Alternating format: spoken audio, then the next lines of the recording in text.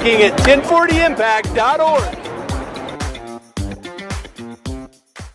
I don't celebrate birthdays. I just don't celebrate birthdays. And I don't remember exactly why I quit celebrating birthdays. Maybe it was because on my 16th birthday, my parents happened to be both out of town on business trips. I was getting my driver's license. Growing up on the farm in Oklahoma, my brother checked me out of school in third hour and took me to the DMV. Now, I'd studied hard for that test. I wanted to pass it. I wanted my freedom. And I was so proud. I came out and I had my picture, weighing 136 pounds, sophomore. Right there, I got my ticket to freedom. So he takes me to the Pizza Hut, and we're eating pizza, and we're celebrating. And I get to drive my car back to the school, and I get to drive my car home that day. We had planned it that way. Maybe the reason I don't celebrate birthdays is when I turned 40, Dad calls me the day before my birthday and says, son, let's celebrate your birthday tomorrow. And I said, yeah, that'd be great. I've got a lot to celebrate. Let's do it. He said, tomorrow at your favorite restaurant, 12 noon. I said, you bet. I'll see you there. Hang up the phone. The next morning, he shows up at the restaurant at 11:50. Dad was always early. He grew up on the dairy farm, and I was always right on time. So 12 o'clock came. I didn't show up. 12:05 comes. He's a little worried. He's texting and calling. It goes straight to voicemail. 12:15, he's like, what's going on? At 12:25, he calls the hospital. Where's my son? 12:45, he drives home to tell my mom, Michael didn't show up. Where was I? Was I in the hospital? No. I was in jail. Because on the eve of my 40th birthday, I went to the bar alone to drink, got into a bar fight, and spent the night of my 40th birthday in jail. What was it about this self-sabotage that the pain was so great that a root of bitterness was growing in my heart at a subterranean level, affecting everything in my life and everyone that I touched in a negative way? I couldn't figure it out. This year, May 10th, I was all ready to celebrate my birthday. That's the real one. Very excited. Friends were coming over at 2 p.m. We had the whole thing planned out. I'll never forget when I was 7 years old, I told my dad, I said, Dad, I'm going to live to be 120. And I think in my subconscious mind, I knew I needed that much time to redeem the root of bitterness and create what my therapist called a root of blessing. My therapist said there's two things you need to do to reverse the curse of bitterness and create blessing in your family and to bring it back. And you need to forgive yourself and you need to celebrate. Well, I was good at forgiving myself because I had screwed up a lot and I forgave a lot. And she said, celebrate yourself, come on. And that was my theme song. And I sat there in jail and said, I'm going to run a marathon this year. And Michael, Matthew, Joshua, and Jeremiah, my four sons, they stepped out of the participant or the spectator in the last 3 miles. They ran with me in 2008 and crossed that finish line with me. And as I told my sons, I said, sons, I am celebrating your birthday, but guess what? Next year, I'm celebrating my birthday on May the 10th, and all of you are invited. Celebrate with me. Thank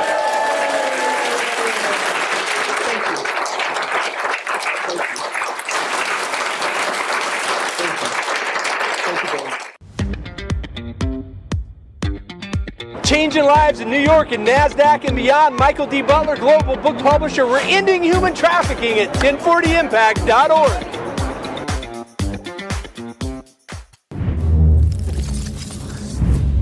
Welcome. Good morning. Good morning. We are glad you're here. We are glad you're here. It's an epic day. Welcome back to the Michael D. Show across the nation and around the world. We're coming to you. We got Switzerland here. We've got Denmark here. We've got Holland here. We've got UK and Ireland. Tell us where you're watching from. We got Toronto, Canada here. We're glad you're here. And we've got the powerful Female Immigrants joining us today. We just had an awesome book launch in Dallas, Texas. I got to say, it was epic. It was epic. And ladies from around the world were there. And I tell you what, it was just incredible. So share this out everywhere. We are live. And here's what you missed in Dallas, Texas, this Saturday as the ladies came from around the world. No, I've been left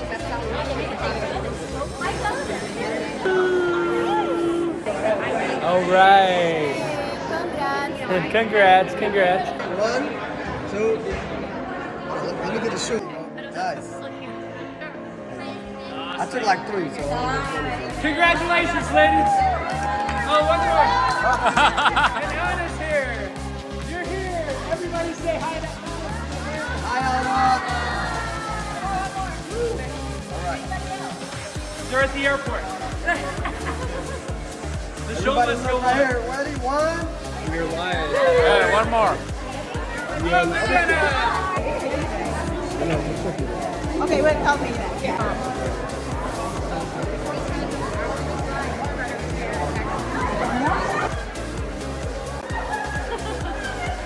Powerful. Powerful. Thank you. Hold that. Do it again. Hold the selfie. Hold the selfie. There we go. Woo!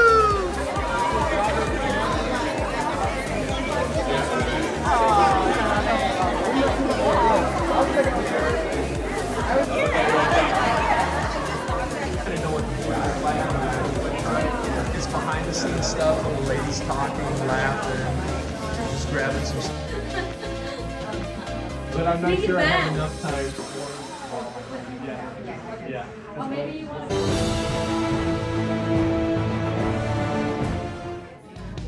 There we go.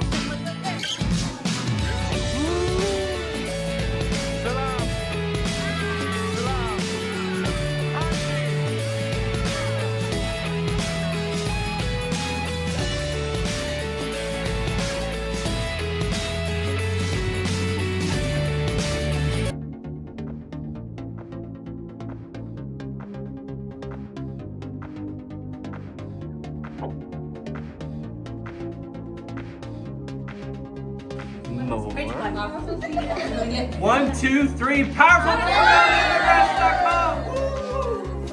Woo! Woo!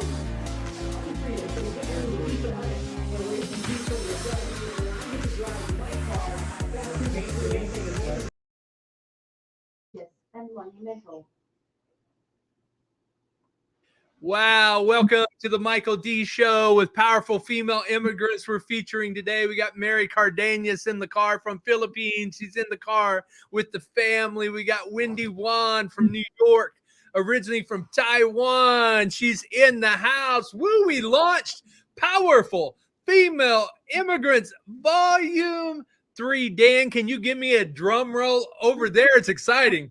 How about that? How about even Google? Even Google got excited. My Google Home Assistant here says, I don't know, but I am excited too. Look at all these beautiful, amazing faces.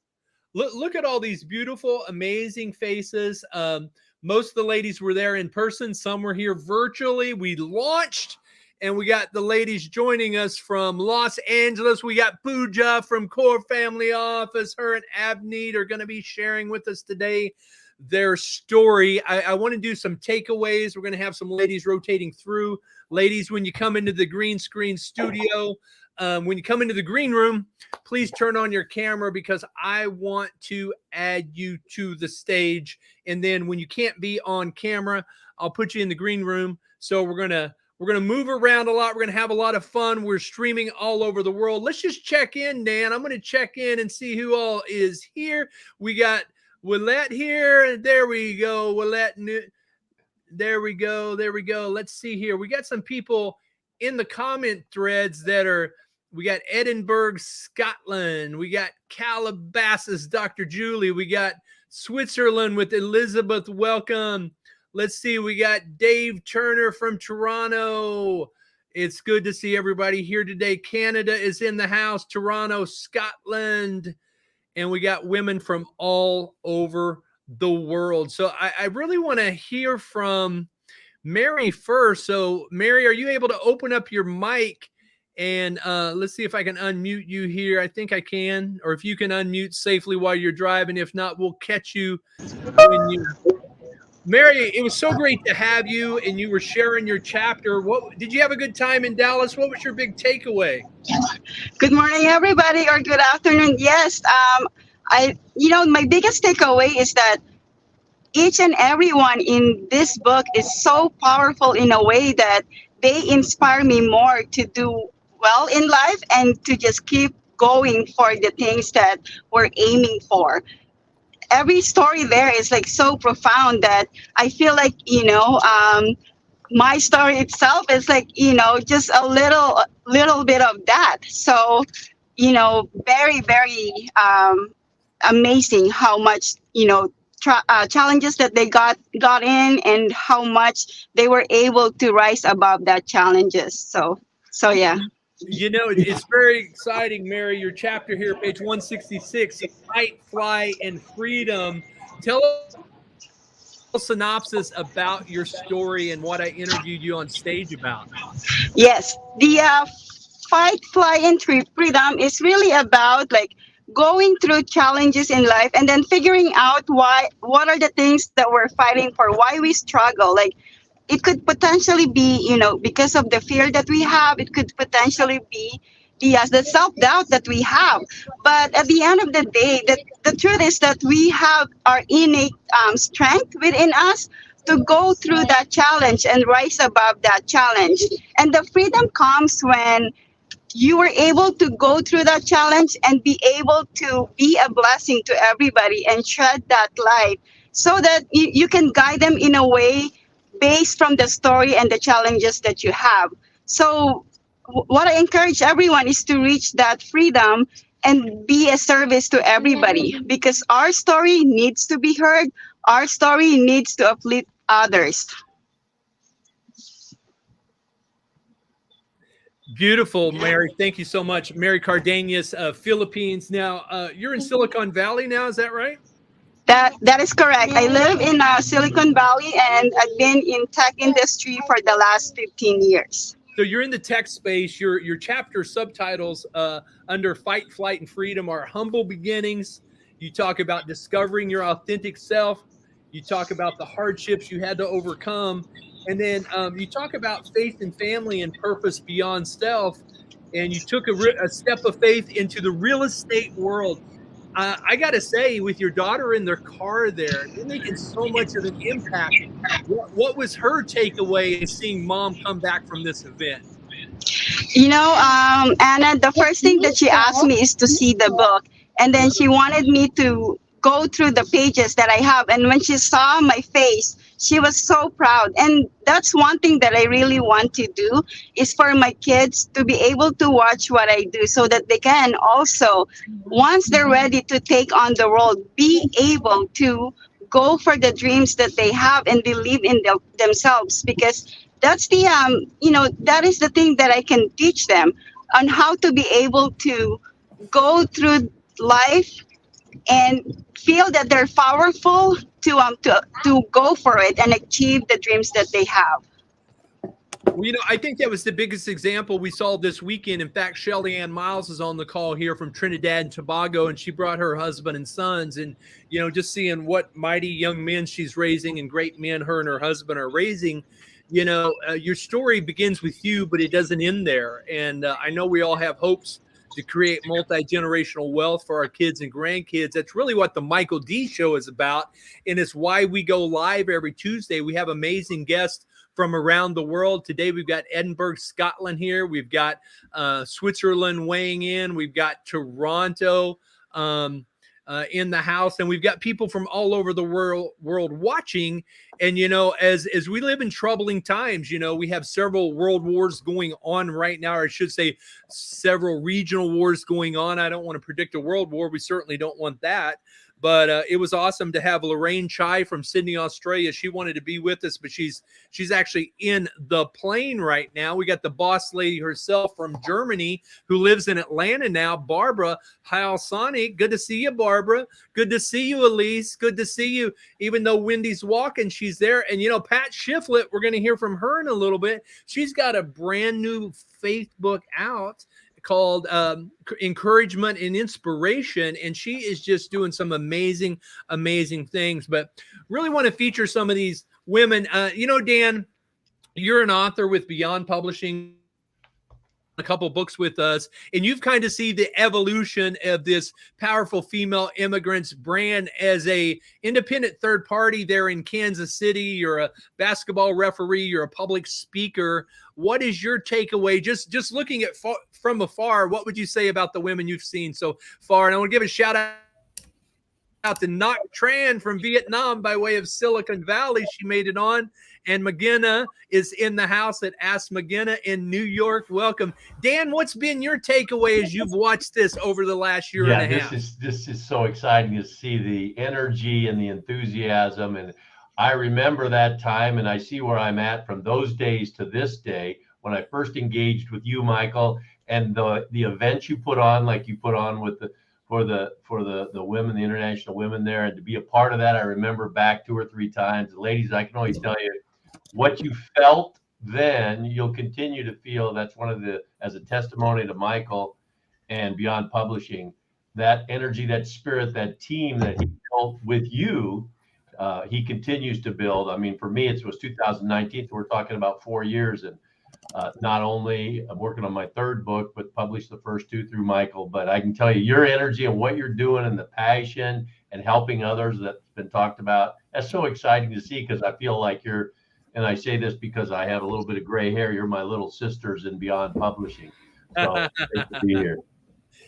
We do affectionately refer to Dan as our senior consultant. Now, Dan, you've been able to do something a lot of new authors want to do, and that is over 100 media interviews with their book. So we've got ladies on here from India, and I'm going to rotate some people through. So if I move you to the green room, it's just because I can have 10 people at a time on the stage, and we're going to bring you back up in a minute, okay? And so I want to say this. We've got India, we've got Vietnam, we got Albania, we've got Germany, we've got all these countries, the Philippines, Taiwan, Trinidad, Tobago, everywhere just represented. With all 3 of the books that we've done so far is 73 authors, and we're about to do a 4th volume. I see Dr. Julie Shea here with us, and she's a part of volume 1. She's in Calabasas, California. And those are some really kind words, Dan. Those are some really great words. And I think what you want to realize, ladies, just getting a tip from Dan here on how do you leverage, now that the book is out, how do you leverage this book to get media interviews? So today's a media interview because I'm going to interview all of you that you're here on your chapter. We got to hear from Mary Cardenas, but we're going to go around and we go a little longer than an hour.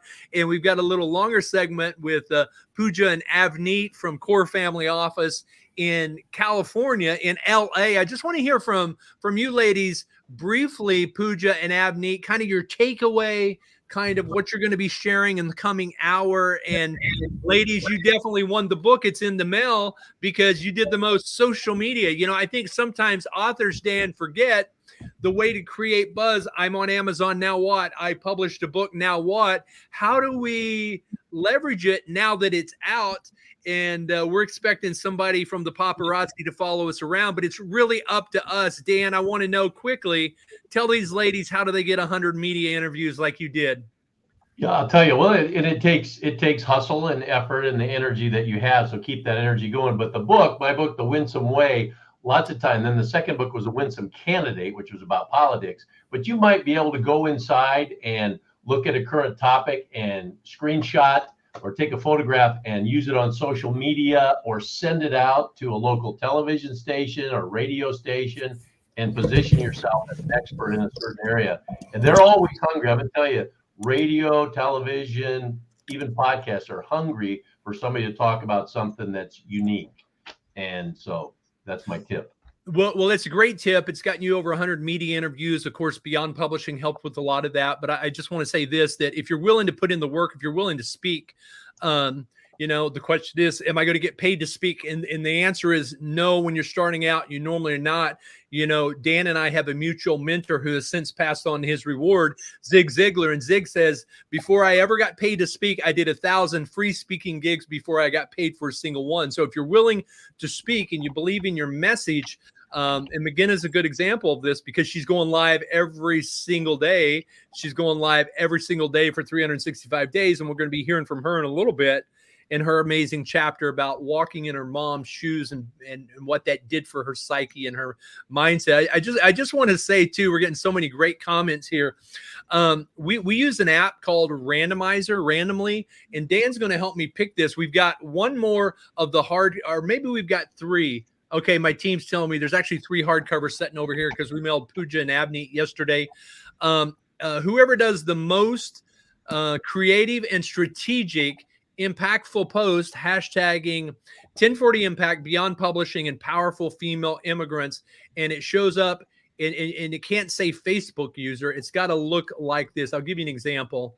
For example, this one here, it's got Julie's name, and this one's got Migena's name. Okay, so you've got to go to Facebook, wherever this is streaming on the social medias, and you've got to leave a comment so I can highlight the comment, and it can't say Facebook user. It's got to say, for example, right here, Ramsey would say, it's from Edinburgh, Scotland, but he would say something about great interview. I really enjoyed hearing from Barbara. And then it would have the hashtags Powerful Female Immigrants, 1040 Impact, and Beyond Publishing. And so Dan's going to help me use the randomizer at the end today. At the top of the hour, we're going to give away a hardcover. And ladies, you look gorgeous, so smart and epic and beautiful. And I just want to go around really quick. First of all, Pooja and Abney, tell us, I want to hear from you. What was your takeaway on the event? We had way too much fun. And, getting to know all the ladies and getting to hear all the stories.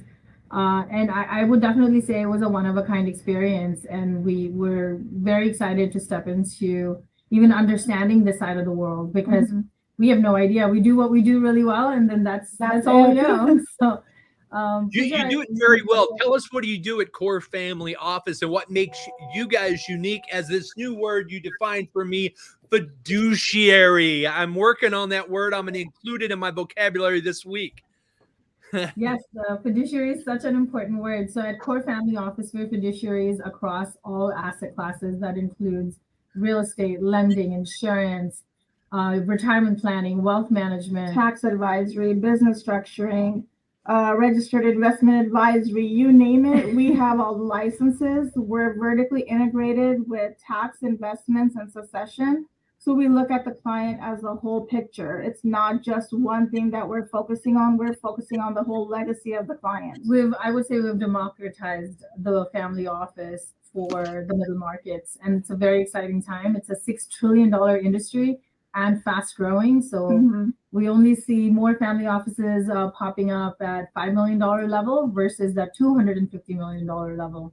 So beautiful, beautiful. So you're looking for clients that want to have a $5 million or have a $5 million portfolio, and you're going to teach us how to benefit by hedging ourselves, protecting ourselves, and you've got some strategic ways to do that. Now, you actually were very strategic with your social media posting. I left the event and headed back to San Antonio on Saturday, and it like blew up, and I'm like, oh my goodness. I wanted to present the book to you. You were already at the airport, but all the ladies at the restaurant saw, without a doubt, you were the clear winners. It was epic to that was all her. It had nothing to do with she's social media queen. This is all her doing, not mine. Well, one question I'm going to ask you at the top of the hour, as we get close to the top of the hour and we dive a little more fully into what you do and how the magic of how you did it, even getting there so late and still pulling that off, showing up live all weekend on Instagram. And I go there and see you've got like hundreds of lives and no doubt a ton of traffic. So we're going to hear from you on that. I want to hear from, let's see if I can add her to the stage here in a moment, Patty Grace. Okay, we're going to bring her in a minute. Let's just kind of go around. Shelly Ann Miles, what was your takeaway? You're from Trinidad and Tobago. You brought your family. What was your takeaway? Yeah. Hi, everybody. My name is Shelly Miles. Can everybody hear me? Yes. Yes. All right. It's awesome to see you ladies again. No, my biggest takeaway is leading up to this event, I was thinking it was going to be over soon. I was like, I wrote my chapter. I'm going to do my interview and it's going to be over. But I realized, you know what? This is only the beginning. I realized my personal story is only the beginning. And I also realized I can do it. I wrote my chapter and I did the interview and I was so nervous. I got there and realized there was other people that was nervous as well. But also the great connection and the long-lasting relationship that I made with these powerful women. That's my biggest takeaways. Beautiful. It's great to have your family there. Great to have the kids there. Did you get a chance to look at your interview video yet that I sent yesterday? I did not. I do not like to hear myself speak, so I haven't looked at it yet. Oh, you got to share it. You got to share it with the boys. And it was great to interview your sons, JJ Jordan, on YouTubing, how to be a YouTuber and how to get paid millions and go viral on YouTube. That's pretty incredible. So really, really exciting stuff. So just coming around here, I want to hear from Ngoc Tran, originally from Vietnam. And I love your chapter. Shelly, I loved your chapter, A Giver's Gain. And wow, give us one little clip. Give us a 30-second or 60-second clip from your story from the book. And how can people follow up with you and get a hold of you, Shelly? Yeah, so my title is A Giver's Gain. And the biggest thing in my story is how giving leads to many blessings. Zig Ziglar once said, if you help enough other people get what they want, you will get what you want, right? Also, I was writing my story and I had to go back 16 years to some painful memories, but I'm not going to give away too much. But yeah, you can reach me at Shelly@adventurecomcap.com. And yeah. Well, Shelly, I love that. In fact, it reminds me, Dan and I are part of a morning Bible study every Monday morning that Zig started like 40 years ago. And his son, Tom Ziglar, has continued on. Dan, how many years has that Ziglar Monday morning thing been happening? Yeah, I think it's been going almost 50 years, like 46, 47 years. I mean, there are people from Europe, people from Africa, people from all over the world. So if you ladies want an invite, private message me, send a private message, and Dan and I will invite you. Ngoc, your chapter is called You're Divorced Now What? And I love it because you're a serial entrepreneur. We came up with this for Ngoc as she was taking the stage. Dan, you're going to love this. Here's a tune from a decade or so ago. I Get Knocked Down. Yeah, if you were lucky enough to be born with the name Ngoc and get knocked down, I mean, you had war in your country. Your mom was a successful entrepreneur. She keep gathering nest eggs of cash that she had this business and that business, and the government and the communists come in and steal her cash. And you know what? A lot of people are predicting. They saw it in Canada. Dan, we're concerned in the U.S. How do you protect your cash? How do you keep from getting canceled where the Fed comes in and just wipes out your bank account? Ngoc, you seem to be immune to that because when I met you 2 years ago, you left corporate, very successful, very high-level position in Silicon Valley as a CPA and a CEO, but you took a leap of faith. You left. And your chapter, You're Divorced Now What? What's your big takeaway from the weekend? And what was the main point you were making on stage? Because I got to say it was powerful. Can you unmute or are you frozen? Well, the main point is no matter what happens in your life, I am unmute. We can hear you. Go ahead. I did. Can you? Yeah, go ahead. You this weekend, her book. I'm just muting out. Somebody's speaking in the background. My point is, she is on. Yeah. Can you hear me? Okay. We're going to come back around. You're kind in the matrix, and I think So you're still my point is gallery bandwidth. Yeah, try again. Yeah.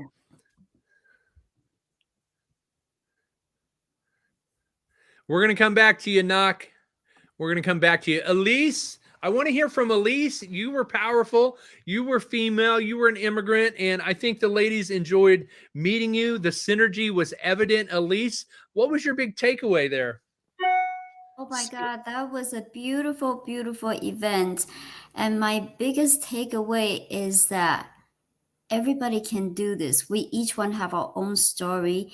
And no matter what happened to us in the past, we recreate our future right here in this moment. And the biggest takeaway is that there's so many beautiful women, and I got to connect with them and meet them, at the heart. And that was so beautiful for me. And I'm sure we'll be lifetime friends. Just thank you so much, Michael, for this opportunity.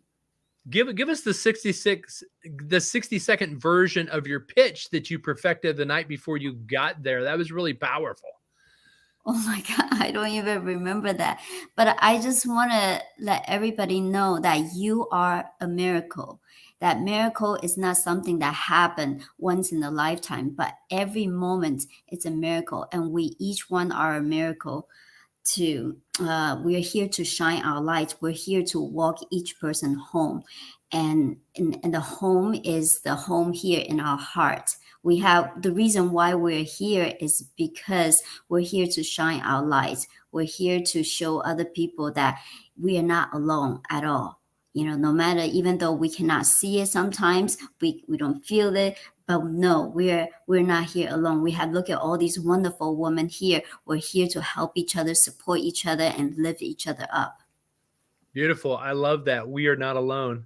Yeah, I agree. I want to come around to Barbara. Actually, Barbara won the bidding, and she bid the highest price. She bid $125 on our signed copy. All those proceeds went to 1040impact.org. So we appreciate Barbara. She's got it right there in front of us. I want to hear from Barbara. Barbara HS. Barbara Heil Sonic, kind of what was your takeaway, and then why did you decide to be in a second volume, which for you was volumes 2 and 3, and now you're speaking everywhere, you're traveling everywhere. I'm seeing these pop-ups of you just being everywhere. So Barbara, take it away. Well, love it. And I think, honestly, I got hooked. Love to use the hook now, right? No, I got hooked with the first book, honestly. That was my major, startup. It helped me to really write down my story. I think often we carry so much inside. And I think from a long life in a very male-dominated corporate working environment, I felt I have to be strong, right? And you cannot, the weakness is a bad part. And I think with an element of maturity, but also being an environment where this is allowed over the years, I decided completely to shift. I say now I can, if I have to do hard things like letting go an employee or whatever hard thing it is, I can cry. I can sit across you. I can cry because emotionally I feel sad that I might leave that person I like. But if it is not the right fit for the business, I have to make hard decisions. So that is one part. But I really got hooked because it was amazing to be aligned with so many powerful women. And that's really my main mission. It is, we don't have to be perfect. We don't have to be always strong. It is when we allow to be vulnerable and when we allow to utilize that as the power to just convert it into another message. It is so inspiring. And the goal for all of us, and that is so amazing, is inspire other women. That's our common goal, and have this vision of marching women, as this movement continues, and we are led by this amazing leadership team we have created, all together with the help of you, with the help of Migena, special thanks to her. She was the initiator to bring us together. But if you have that, I think there's no other way than being successful, because I mentioned that before. You can be in an environment, you can be inspired for that moment, but if you don't have the support structure around you, which holds you accountable to the success, it's hard to stay on track. Well, I think that's a good segue into hearing from Migena, because you mentioned her and she is the global focused connector. But real quick, Barbara, you've been known for coining this new phrase. And I tell people, when you write a book, you want to coin new phrases. You don't want to quote everybody else. And we quote great people like Zig Ziglar, and that's fabulous. But why not have people quoting you? So you came up with this term, entrepreneurista. What does it mean? Barbara? Well, it was not really. I picked it up. I was reading it somewhere and I loved it. So I like to put the spin on it of, the feminine to a certain extent. So entrepreneurista, I like that. I will create more words and, see what sticks.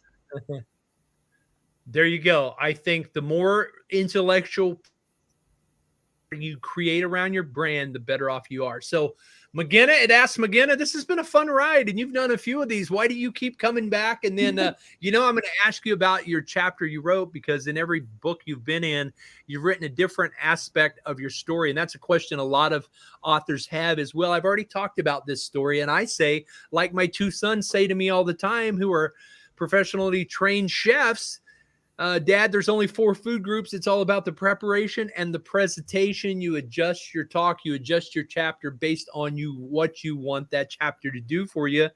And as a global focus connector, Migena, you're the master of it. So take it away.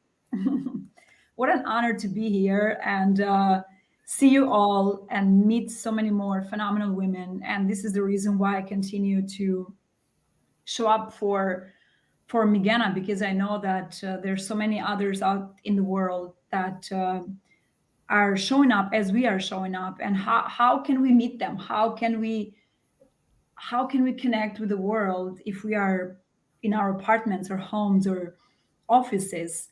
And I feel that when you plant seeds and you want to create these forests that provide the oxygen for the world, you can't just plant a couple of seeds, water them a few times, nurture them, and expect these Amazons. You have to continue to plant seeds. And by that, planting yourself. It's not just meeting others, but you change the environments. And by that, I mean, when I continue to show up with a new chapter in a new volume, in a new collaboration, I know for a fact that I will meet an Elise, I will meet a Nak, I will meet a Pooja, and so many others that otherwise I would not have the opportunity to, because I'm not someone that says, oh, I met Barbara, I'm content. Let's pause here because now I gotta go do something else.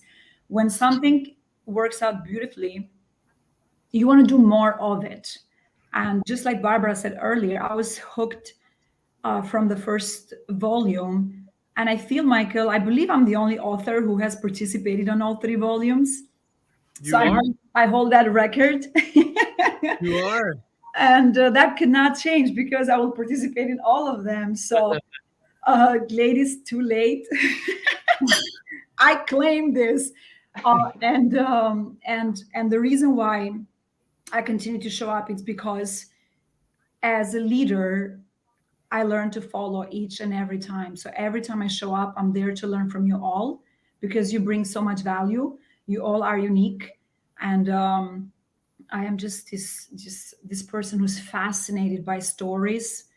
And I don't consider myself an author, but I do consider myself a storyteller. And we all have beautiful backgrounds with lots of pain and excitement and mystery, of course, because we can share it all. In books, it's some things we keep close to our hearts. But when I'm in presence of greatness, when I'm in presence of all these women who, once they start speaking, you think they're doing one thing, but they're doing 10, 15, 20. I'm like, oh my goodness, I continue to be this stronger and stronger source because now I have in my ecosystem another 100 women just from the powerful female immigrants movement. And this is one of many. And exactly to Shelley's point, this is only the beginning. And to look back only a year ago, I was not even an author or didn't even think about writing a book. Fast forward, I'm working on my book 5 and all collaborations. So for anyone who's listening and who is thinking that they have to take their time, please, I beg you, just take action, go for it, learn in the process. And the best time to plant a tree was 20 years ago, and the second best time is today. Now, I want to come back to you, Migena, but first, let me reset the room. You're watching the Michael D Show live, where we go live every Tuesday at this same time, 10 Central, and we talk to amazing guests from around the world on faith, family, culture, and business. This week, we're featuring powerful female immigrants from around the world. And for those of you that want a little sneak peek on what you missed this weekend, check it out. Changing lives in New York and NASDAQ and beyond. Michael D. Butler, global book publisher. We're ending human trafficking at 1040impact.org.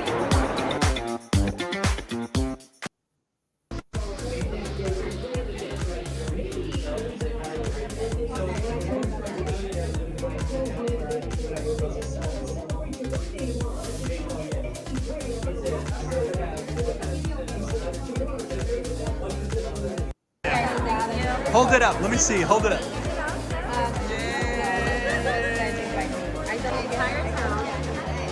No, I'm international bestseller. They're at the airport. The show Everybody must go right on. here. Ready? One. Hey, one more. Okay, wait, tell me that.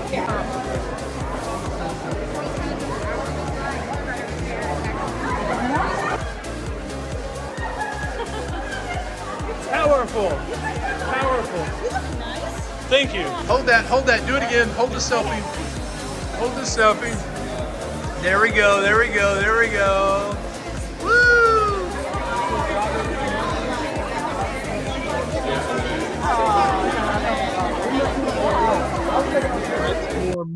Much more excitement. Much more excitement. I want to hear from Wendy Wan. Now, Wendy, you weren't able to be there in person. You're based out of New York, and I think you're connecting with Migena. But Scammed in the USA. What a title! You're from Taiwan. You graduated the University of Texas. What was it like participating with the other ladies here? What is it like to be a part of this community? And then how are you hoping to connect with the ladies now that the official launch event is over? Wendy Wan, great to have you here. Yes, I am so sorry that I missed that great event. It looks fantastic. Oh my goodness. Yeah, no, You're part of the family now. We're not going to let you leave the family. Good. I'm ready. I'm ready for all of it. In writing this book has been such a growth situation for me. And I feel like just be able to dig in and reflect, it just make me feel even more authentic. And I'm always striving for that. And I think the authenticity that we share and we exude is just what it will do is attract other people. And people attract people attract success. I think, this is all part of that. So I'm super excited to get my copies. Yes, indeed. Yes, indeed. They're on their way. And you know what? You're part of a family. And we've got 73 women that are now part of this family. We're going to launch volume 4. If you want more information on that, you can private message me. And I know you're meeting with Migena soon. But if you're not speaking, go ahead and mute out. We're going to try Knock again because Knock had something to say. She gets knocked down, but she gets up again as a CEO and a CFO and a strategic entrepreneur. Knock, we want to hear from you. Try it again. I know that bandwidth, you're in Silicon Valley, but you should find some bandwidth for Knock today. What was your takeaway? Did you make some new friends? Thank you, Wendy. Go ahead, Knock. Try again.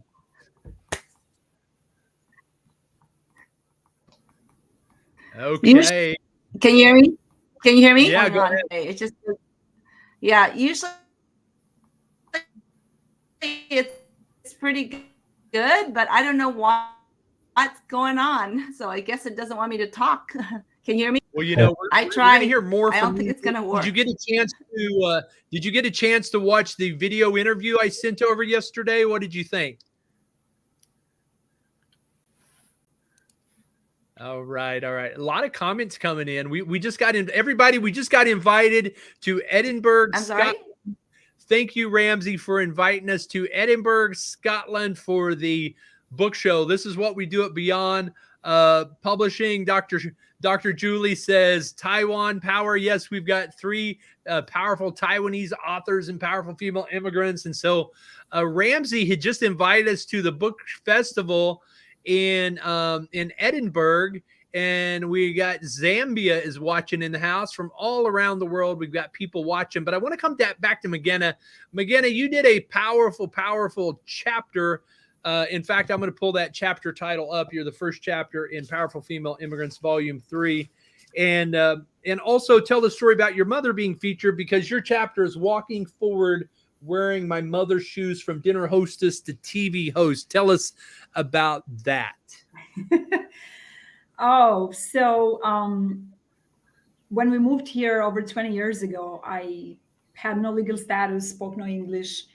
And of course, having $60,000 in debt, we couldn't afford to buy anything really. So when I started to work as a diner hostess, I literally and practically wore my mother's shoes, a pair of boots that we bought in Albania a long time ago, and we are trained to take care of our shoes and clothes, because it's not like you buy a pair each month or sometimes each week like nowadays. And wearing those shoes in a country that is so foreign to me gave me that mental strength, that daily reminder, why am I going to work? Why am I doing this for? If I lose, who's not winning? And that feeling, and thank God that my mom and I have the same shoe size, right? Make sure that everybody knows that they were not painful at all. They were quite the opposite. They gave me warmth. They gave me strength, power, motivation, inspiration, and all these other feelings that I cannot find words for. And Michael knows this very well. I am a last minute person in a lot of things that I do. And the reason why I am a last minute person is that I always want to share that best version of that story. And once I hit send, I know that I don't have an opportunity to go back and mess with it. And that's why me starting a chapter 6 months in advance would not work well for me and Migena. So literally, I wrote that chapter, actually speaking the chapter, and then I was like, what am I going to write this time? Because now I'm on volume 3. What part of the story do I really want to highlight?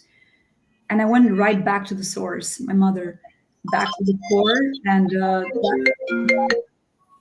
I decided to share that story because that truly is day one of Migena's life here in the United States, putting on those shoes day one, making $7 an hour, and not knowing where life would take me, but just being in the unknown and always feel protected because my mother's energy was with me each and every day.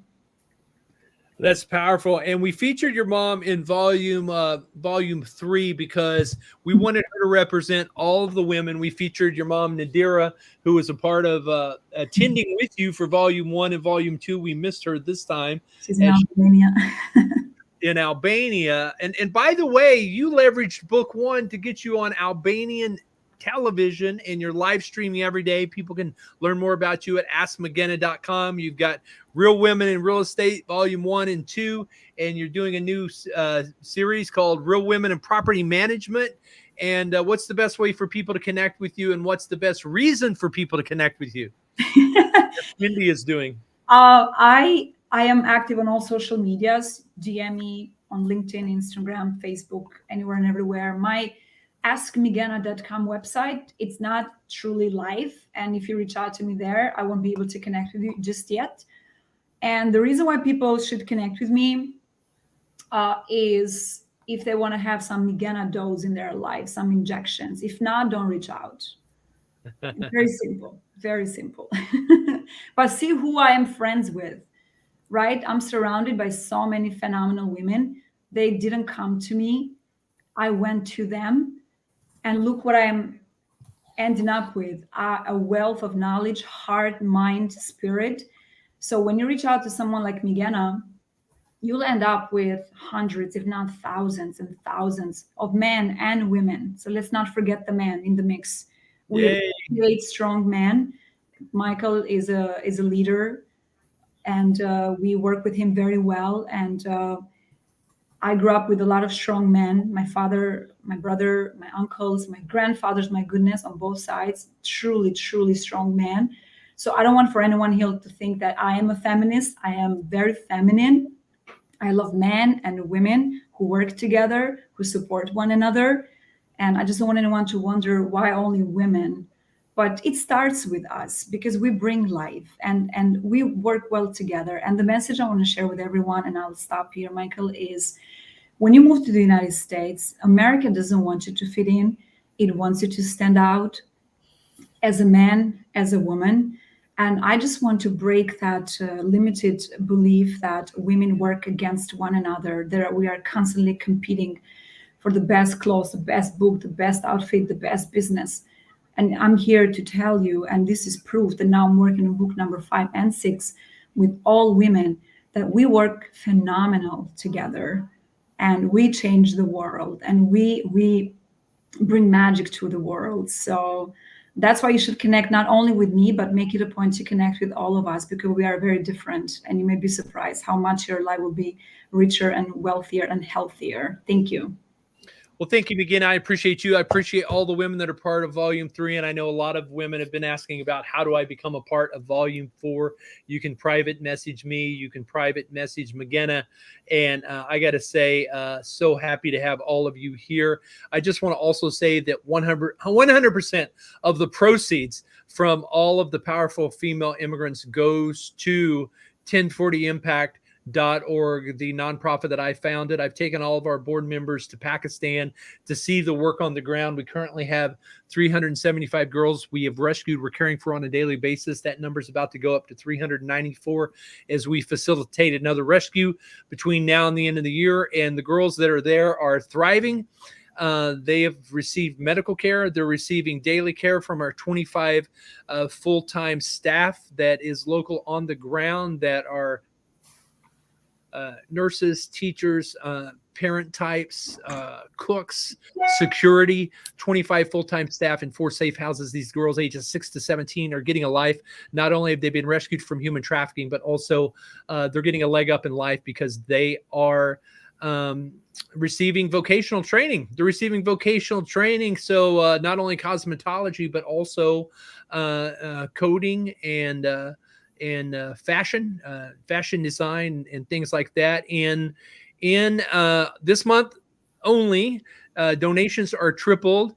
And so of these, they just brought me two more books. I've got 3 of these books. So we're going to give away one. We're going to ship out one based on Dan's helping me tabulate and check on who's been posting.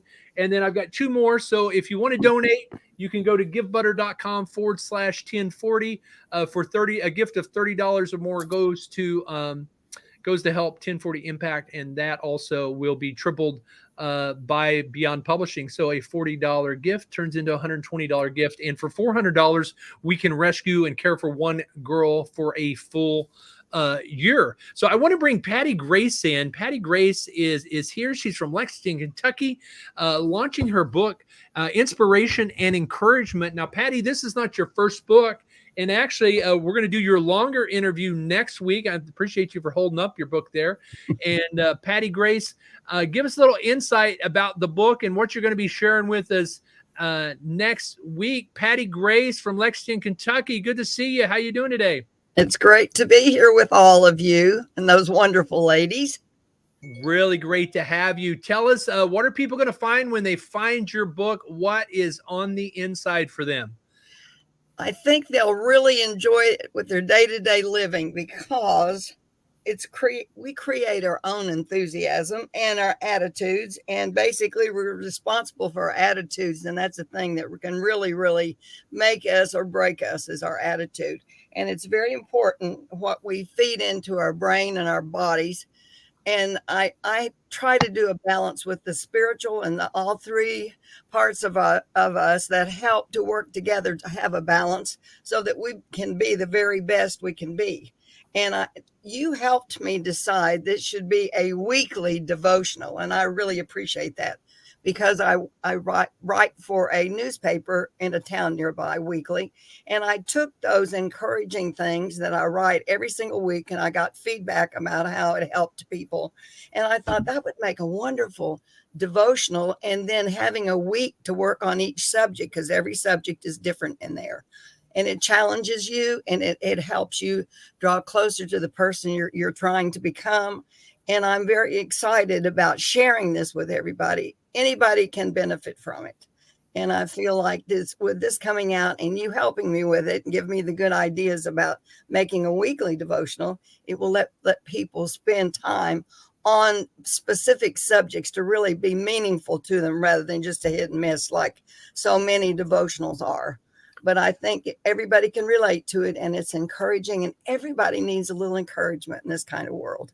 And we all need it. And I can see you ladies helping each other, and that's great, because I think that's what should be. My first book was on fellowship with the Holy Spirit, and I think being in a community that's supportive of each other, it's just wonderful. And thank you. I'm glad to be part of your group. Even though I'm not in your book, I'm part of your group. Well, we feature a different title or a different movement every week. We have guests from around the world, and it's really increased the number of people that are watching from all around the world. With this being the Powerful Female Immigrants launch, we're going to hear more from Pooja and Abney there in Los Angeles. And what I find is, as people are watching here, we got Uncle Lee watching from. Okay, so we'll pull his country up in a minute. I'm just going through these exciting comments. We got invited to the Edinburgh, Scotland book show. And as you know, we go to all the major book shows. And I've got our catalog around here somewhere. My desk is somewhat of a mess since we just got back from the Dallas event. But there it is. There's the current catalog. And we're taking you all to the major book shows of the world. We got Uncle Lee from Zambia. We've got people, Zambia, I should say. Of course, we're about to hear from Core Family Office. And, Migena was weighing in a lot. Dan's tabulating here to see. I want to hear a little bit from, and I appreciate all the Powerful Female Immigrants. I should just say this and update the banners, is you can literally go buy Powerful Female Immigrants right now. The ebook is free, powerfulfemaleimmigrants.com. You can go to that website today and tomorrow only. And you say, why would you make the ebook free? And the reason we do that is help with the algorithms. There's a method around that. We're going to go number one today and or tomorrow, and we want to make it free. We want you to share it on social media so your friends and your family can go download it, scroll through it, download it, so they can leave a verified review. I'm going to put in our WhatsApp chat, ladies, how to leave a verified review. You don't want your friends and family to burn that review. Okay, so let me just go ahead and post that. Boom. And we do pray for Israel. We pray for the hostages. We pray for the Americans. We pray for all of the Israelis. And there's hostages literally from around the world, including China. We don't want anyone to be harmed. We don't want anyone to die. We want them to be released. So we pray that goes well. And I just want to say this. Go download the book. Go to powerfulfemaleimmigrants.com. You're going to see the latest. Stick around with us because we're going past the hour. We're going to interview Pooja and Abney from Core Family Office, what they do. Incredible. Their 5-minute interview went 15 minutes because they blew our minds and everybody wanted more. And if you're coming into money, if you're receiving an inheritance, or if you're taking a big withdrawal on a 401k, listen, you could really screw yourself over if you don't listen to this next segment, because they're going to show you how you can be a family office and save your children and grandchildren. I'll never forget when my grandfather died at 65. His estate went to probate. I had a smart grandfather and a wise grandfather. And the wise one invested in real estate and had things set up properly. The unwise one thought he would live forever. He did not have a will or a trust. And guess what? The estate, the attorneys got half of it because it went to probate. So you're going to want to stick around and go ahead and go to powerfulfemaleimmigrants.com. You're going to see all the recap from this weekend. You're going to see all the links where you can buy the book now. And I'm also going to encourage you to register for our next book writing webinar where I show you how to write your book in 1 hour. Go to beyondwebinar.com. Let me find it here, beyondwebinar.com, and go ahead and buy one of the last copies of the hardcovers for $30, and we'll get that in the mail to you today for $30 or more. Okay, Pooja and Abney, I want everybody to stick around and come back next week too, because Pat is going to be with us, and we're going to do more of a deep dive on her book and actually dissect some of it. So the way you said, hey, I'm writing this faith inspirational article for the local newspaper. I wonder if I could collect these articles and make a book out of it. Hey, that's super smart. I took 52 author secrets, 52 videos I did, and I created book idea to bestseller. I was on the news in Denver. I was on the news in Detroit, trying to get on Denver. I was on the news here in Texas, and getting a lot of requests for media interviews talking about my new book, about book idea to bestseller in 30 days. Well, at beyondwebinar.com. I'm going to show you how to write your book, not in 30 days, but actually in 1 hour. And you want to RSVP for that. The next one's November the 1st. So Pooja and Abneet, it was so great having you there. And it was so exciting, not only getting to see all the relationships form, find out a few of your takeaways. Then I want to dive into some of the day-to-day things you do, because I know you have weird things happen. You have trust fund babies you and say, I just inherited $10 million. Should I buy a new house for my girlfriend? And those kinds of questions. So give us a little idea of what you're going to be sharing with us today and what your takeaway was from the event. Yeah, no, thank you so much for having us. We had a blast. This was the first time we were ever published, obviously. I mean, I think that was the most exciting thing. It was a bucket list type of a thing that we had, and we got to actually get one of our bucket lists done. That's amazing for us. It's definitely an accomplishment, and hopefully, like one of the ladies was saying it earlier, this is not the end, but the beginning, right? Exactly. So we're definitely, that was the biggest takeaway, I would say. We want to definitely bring the knowledge of financial freedom back to people's hands and take away all the nonsense noise out there. And that's why Core Family Office was born. And the idea was to keep you transparent between earning your dollars, paying your taxes, making those investments, and making sure your succession is aligned. And how many times you can use that same $1 over and over again to really multiply your wealth. So it was really exciting for us to meet all these women who have found their financial freedom and their path. And so to connect with each one of them and understand their stories and how they found it, it was absolutely very exciting. So when I met Pooja 6 years ago, that's kind of the vibe we had. Exactly. We started talking about financial freedom and what it would take to get us there and what would happen if, you know, we weren't around anymore. And so, of course, we talked about taxes and the ridiculous 50% taxes that people are paying in California and feel like they don't have an option. So not only do we want to save that cash, we want to help you redeploy it and then make sure that it gets to your kids.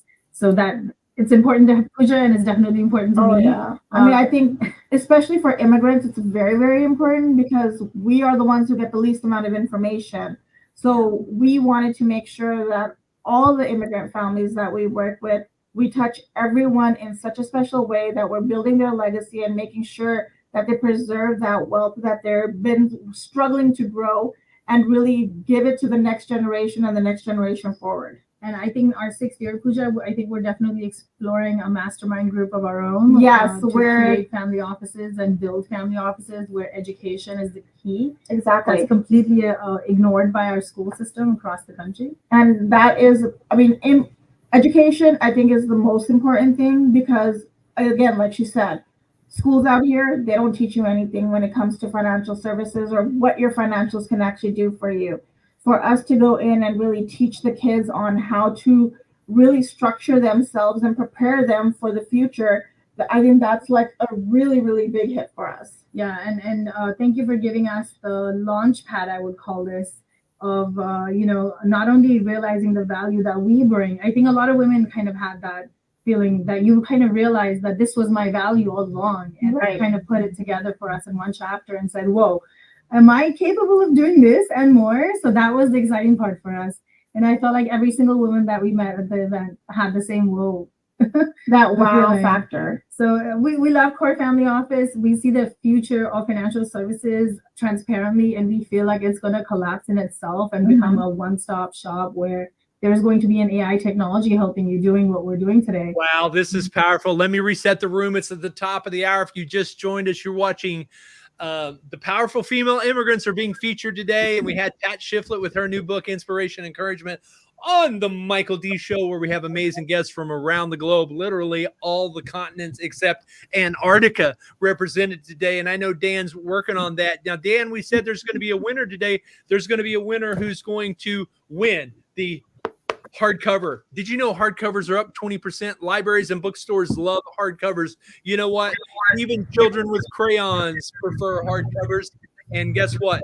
I think I said bookstores and libraries prefer hardcovers. It was great hearing from all the ladies from Powerful Female Immigrants. We have an amazing, amazing, amazing community that we've built.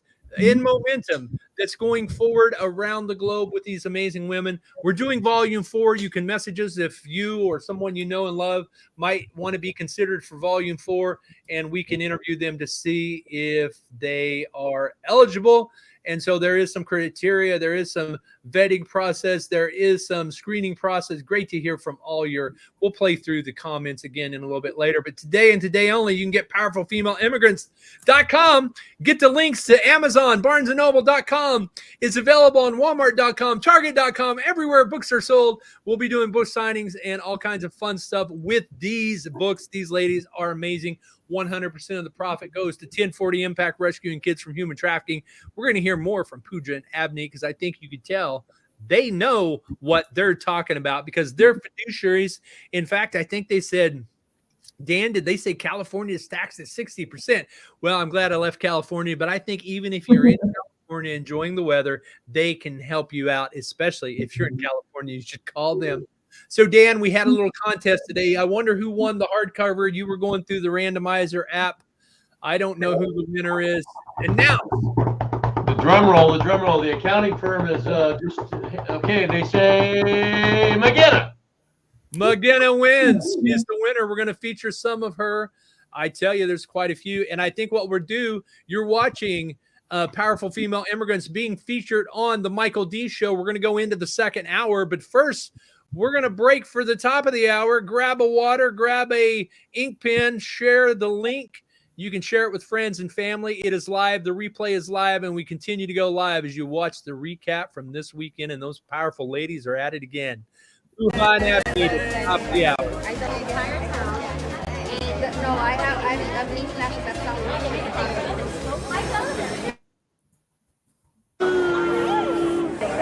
All right. Congrats. 1, 2. Let me get a shoot. Nice. I took like 3, so. Congratulations, ladies. Oh, one more. And Anna's here. You're here. Everybody say hi to Anna. Hi, Anna. All right. They're at the airport. The show Everybody must go right here. on. Ready? 1. Hey, one more. Okay, wait, help me then. Yeah.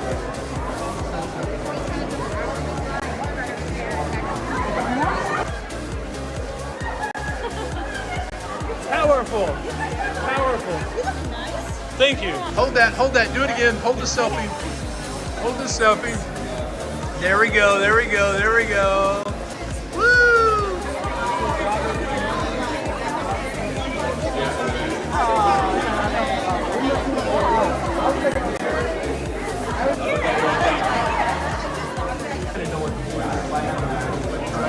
It's behind the scenes stuff of the ladies talking, laughing, just grabbing some. But I'm not sure I have enough time for. Yeah. Or maybe you want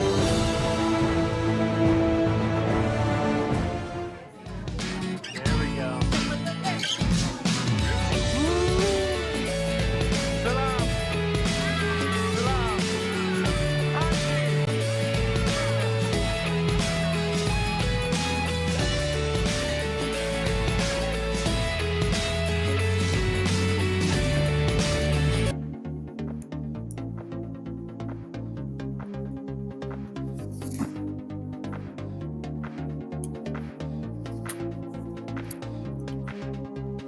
More. 1, 2, 3. PowerfulFemaleImmigrants.com.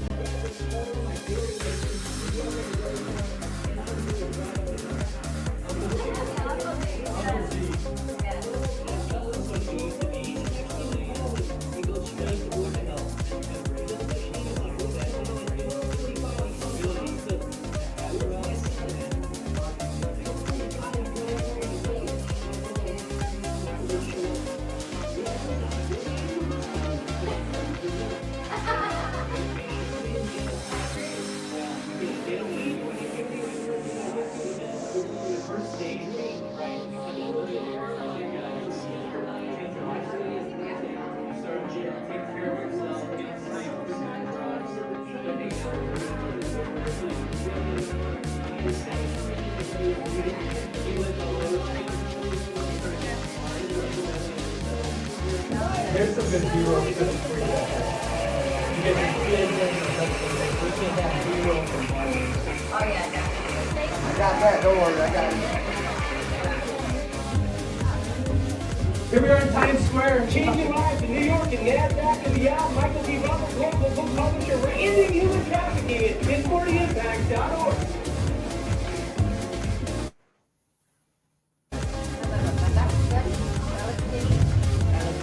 You do. You look skinny and fabulous and awesome. Okay. So next up we've got Lisa, and then we got Dan. Wait, so got it? I can't see your head. Okay. Now do the back.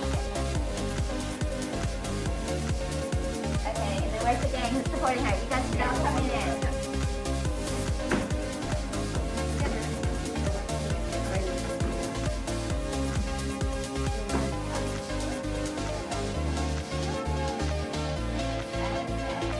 What up, Ben?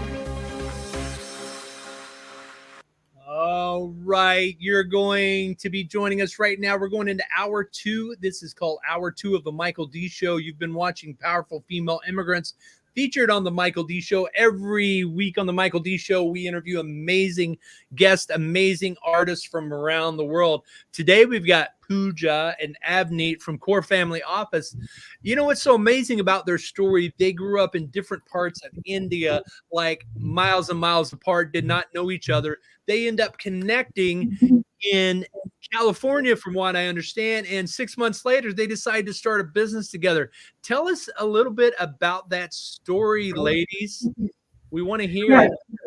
So we met 6 years ago. It was all the 529 plan. Yeah, it was their fault. It's literally their fault. We were exploring 529 separately for our kids and our families, and ended up in an insurance office where she was licensed, and I wanted more information. So when we started talking, we realized she's Indian, obviously. So we're chatting about Indian, and why you want insurance, because Indian people don't really love insurance. It's a huge taboo to insure your kids. And we talked about how wealth was actually generated through the last century. And we talk about, wait a minute, the people who have created wealth in the last century have been able to bring it to this century. How convenient. Not only were they able to save every dollar, but actually grow every dollar and then pass it to their kids. So I want to do what J.D. Rockefeller did. I want to do what the Tatas and the Birlas in India did. And I want to learn all the bits and pieces. I just love that. Say that again. I'm sorry, I had a glitch there. You want to do what J.D. Rockefeller said? I love that. Say that again. Yeah, so J.D. Rockefeller did the same exact thing, and he had insurances, and that's how he passed on his wealth. And we all we did was research about what these wealthy families had done in the last 6 years that we've been in business. And individually, we were on the same path. And what are these people doing where they have created something that's generational and legacy building, but it's not generational and legacy building for people that have come here and have to start from zero. And come here, I mean United States, where it's a land of opportunities, and we want to chase the American dream, but nobody really has the tools to correctly chase the dream or then pass it to their kids. Right. That was the problem we were trying to solve 6 years ago. While we were having the conversations and talking, people were passing by and saying, "Hey, are you guys sisters?" We're like, "No." I'm like, "I just met her like 5 minutes ago." And they're like, "You guys realize you're completing each other's sentences?" And at the same time, we said, "No, we're not." They're like, "Yes, you are." And it was just like, okay, like a light bulb just went off. Like, okay, what the hell is going on here? I've never had that type of synergy with anyone ever. It was where weird. we're completing each other's sentences and stuff. Not even take us 6 months. It was hop in less, business. it was like less 6 than a weeks, maybe. literally a month and a half, probably at the max. She calls me up one day. She's like, "Hey, let's go for lunch." I said, "Sure, let's go." So we go for lunch and we're sitting there. She's like, "You know what? I'm tired of this 9-to-5 job, working for other people, making their money. Why not open up our own shop? Let's do this together. You have an insurance license. I have a real estate license. Let's put our licenses together and do this ourselves." We wanted to provide that transparency in when you make money and you have that first 100,000 to invest. Now, what is a good idea? Is it a 401k? Is it a real estate property? Is it life insurance? Because every time you speak to a different person, you're going to get a different response, because that's all they can sell. And that's not a true fiduciary. Right. We talked about being fiduciaries, Michael. And the idea is that you only report to the state government, and that's your boss. And there's no quota system, and you don't have to sell a product. You're standing by your client and doing suitability for that client to make sure they're getting into the right product. Now, the biggest question is, if I have $100,000 and I want to invest it, and all these people are put in one room, are they going to be able to get to one answer, or are they all going to break into a war? And I guarantee you, They will break into a war. it's going to be a full fight. So that's what we wanted to take away. That's why we got licensed across the board. We have all the fiduciary level licenses, and we want to hold it that way because we want to provide that service for people like us and also people who aspire to be JD Rockefeller, because we absolutely do. I got my hand up. I got my hand up. Who else watching the live stream or in the studio here? We got Lisa here from Dallas, Texas, powerful female immigrant. Do you want to be the female version of JD Rockefeller, Lisa? Yeah. That's awesome. Awesome. Now, you said something, and this is phenomenal to me because I'm on your website right now at corefamilyoff.com. You know, most people, when they win the lottery, they're broke within 2 years. And also most people get a raise and they never realize the income from that raise because they raised their standard of living. And as I'm looking at your website, I'm seeing you really do things differently. You said a word about multi-generational family wealth. You know, a lot of people are just looking out for themselves and not really thinking about their grandkids. And I'm reminded in the book of wisdom that it says a good person leaves an inheritance for their children and their children's children. What did you say as I'm looking at your website? You're doing some cool stuff like strategic estate planning, legacy preservation, private banking. Literally, can we become our own bank? Risk mitigation. You know, when my grandfather died at 65 and had that tractor accident, it was such a sad thing because he did not have a will. He did not have a trust. He did not have any of those advanced directives. Talk to me a little bit about what should I, as a 55-year-old man wanting to be the next JD Rockefeller, what's the biggest mistake most people make, and how can you help me prevent it? The first mistake they make is they don't have a trust. They don't have a will. Everything ends up going to probate when they pass. And now the kids are scurrying to try to get that wealth back from the government because there was nothing there to establish who the wealth is supposed to go to.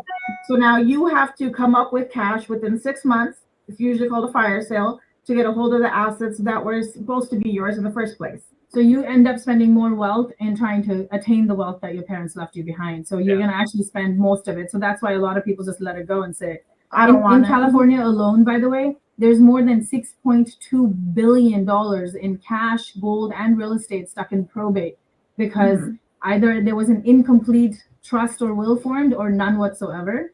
And people will come from different countries and think that their trust is still valid here. It's not.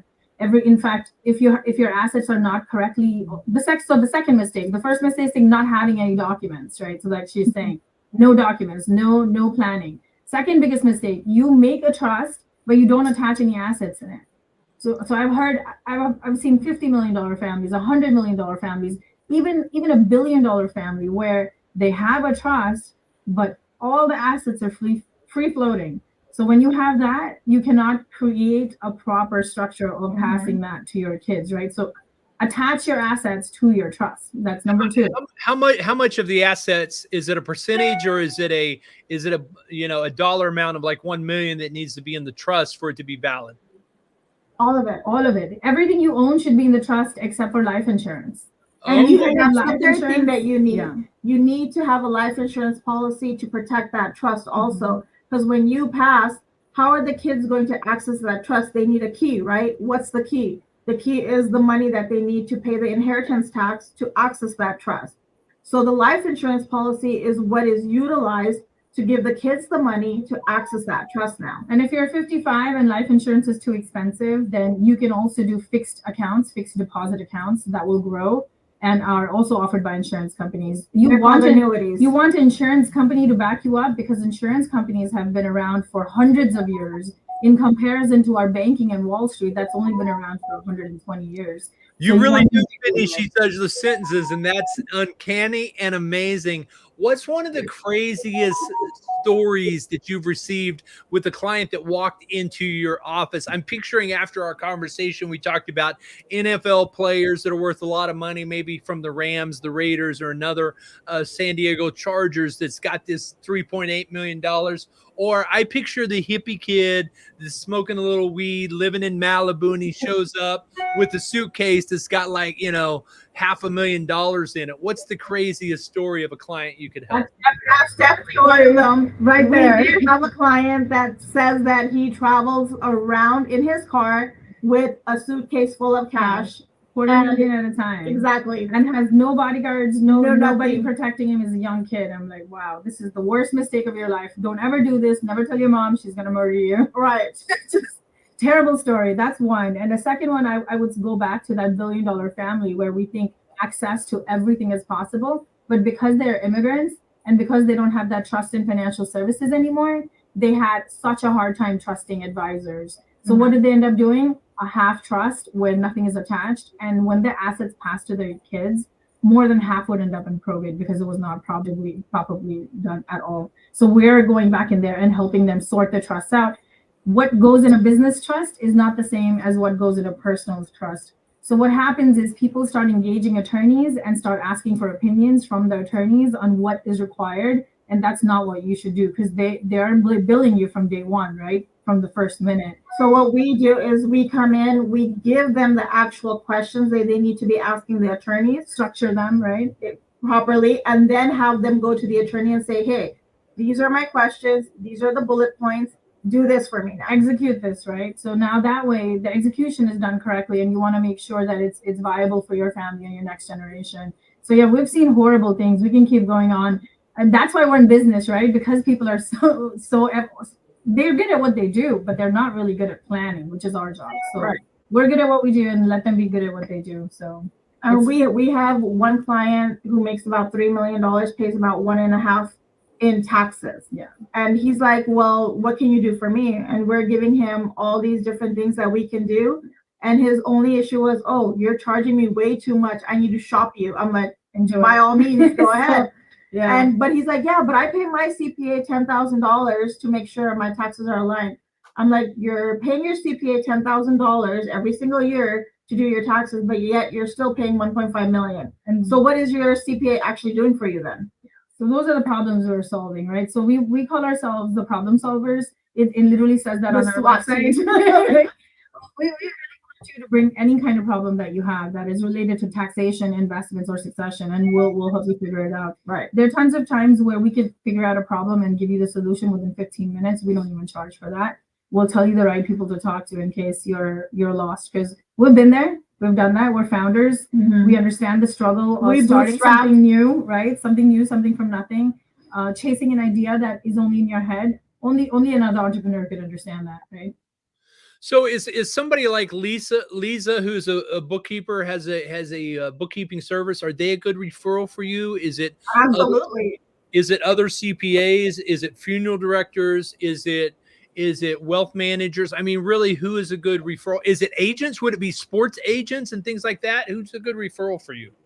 Yeah, absolutely. Everybody that's already in accounting, bookkeeping already understands these pain points. So it's very easy because they'll already know who's paying too much taxes or who's not doing, or who's not structured correctly. Maybe somebody that runs a C-suite networking group where everybody in the networking group has a net worth of 5 million or above, and they're all CFOs, CEOs, and founders of startups.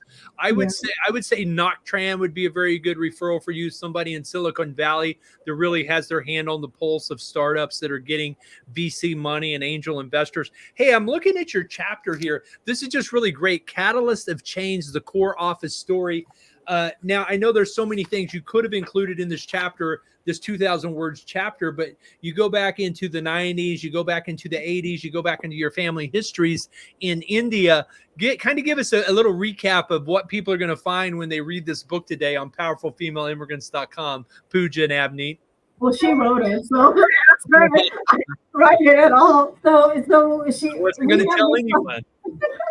We have responsibilities in the firm, right? As you might imagine. So I am the social media and the one that puts out content. So of course, I wanted to write the chapter from my perspective and what we think is going to happen for Core Family Office in the future. So definitely wanted to engage the audience and tell them more about who we are and what makes us. Because I think once you understand at the end of the day that we're all just people trying to do things that we really connect with deeply, what really creates a good synergy. So, and I think our passion will show through that chapter as well, even though I did hate it. You did? She thought that I would not have read the chapter by now, but I did. I did read the chapter, and it does show literally how passionate we are on helping families make sure that we're securing their wealth and bringing that wealth back to that family and giving the reins back to them. We want to make sure that the advisors, all the other people that they work with, they talk to, they are not in control of their money. We want the families to be in control. We want them to be able to make the decisions for the family. And we want to educate the kids on how to take the reins from the parents and now continue that wealth on. We basically took all our problems and figured out, how would I want to be? Right. What do I really want for my family? How would I see this passing on? And once we started talking to other people who were in the same boat, we realized this is a very common problem. Mm-hmm. So that's what we try to identify in our chapter, is not only our backgrounds and where we come from and our immigrant story, but also the fact that, we are often the only two immigrant women in 99% of the rooms we step into that are mostly not females and definitely not immigrant. Oh yeah, for sure. And every time we go, the first question we get asked, who's your boss? Who are you working for? That's going to be our next chapter. It is, literally. Who's my boss? I love that. You can make a whole book called Who's Your Boss? Oh, yeah. Because of the expectations and the glass ceilings you're shattering. So congratulations for following your dreams, launching out on your own. I'll just announce that we're going live on Instagram at the bottom of the hour to continue this interview. And are we going live on yours, Avneet, or on my Instagram? Either way is fine. Let me know what works best for you. You're watching the Michael D Show. We've had powerful female immigrants, and today we're featuring Core Family Office from Los Angeles. They serve people who have a net portfolio of 5 million or more, and family planning. I want to talk to you next about family succession, but Pooja and Avneet are a wealth of information, and they will help you protect your assets and cover your assets. So are we going live on your Instagram or my Instagram at the bottom of the hour? We can do yours. That's fine. I'll just feed off of yours. All right, I'll just send you an invite. Well, it's been really fun. What was your funnest part about the weekend? What was your biggest takeaway? I think the funnest part that we had was connecting with all these amazing women and hearing their stories and really getting to know, like, there's other people just like us who had same issues and they grew from those issues. Actually, on each of the stories, some were so heart-wrenching that you needed to like take a minute and be like, whoa. Yeah. She had to bumps like she had to go through what? And so it was very empowering. And I thank all the women to share that. It was very difficult, I'm sure. Migena and I were talking yesterday about Wendy Wan's story about Scammed in the USA, and Migena had read it, but it had been a few months and her jaw dropped open when she heard Wendy's story. So they're going to meet in New York for coffee next week. And I think that's really, with everybody's story, as you read it, it's just really powerful about you're seeing your client not just as a transactional person, but you're really taking care of your clients for second and third generation. I want to ask you about family succession, business planning, because I think you see this happen a lot where the CEO is old and ready to retire, wants to sell the company. The kids aren't really ready to take it over. What advice do you give in that situation? I would say plan 5 years ahead of what's going on, because business exits can be very tax heavy. So whenever you're thinking that, oh, I'm just going to replace my name with my kid's name and that's going to do all the work for you. No, it's not. That's going to create a tax liability and other types of issues for you. And if you're actually trying to sell the business as the patriarch of the family and give the kids cash, there's going to be a massive tax liability on the kids anyways. So if you start planning 5 years ahead of time, 5 is ultimate. That's the best case scenario.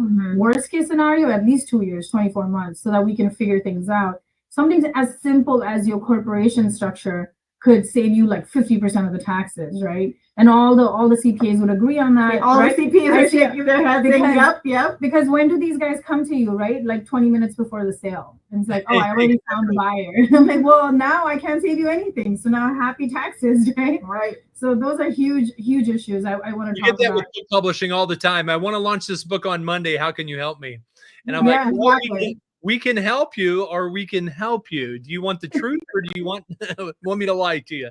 So Yeah, we don't sugarcoat anything. We're very, very transparent with our clients. If we cannot help them because of what they've created, the issues that they've done, we let them know this year is not the right time for you to be doing any kind of structuring because it's not going to work for you at all. We'll work on the following year, but we'll prep for that following year ahead of time so that we make sure that we mitigate as much taxes and much risk as we possibly can the following year. Yeah, business succession is definitely, I would say, harder and more difficult because if you've set up your own business as a patriarch, and we're just watching this happen to a few through COVID, where the father or the person who had set up the business has passed, and the kids have taken over by default, but nobody has a structure or nobody has a concept of who's doing what. So even the internal structuring needs to be taken care of while everybody's alive and healthy.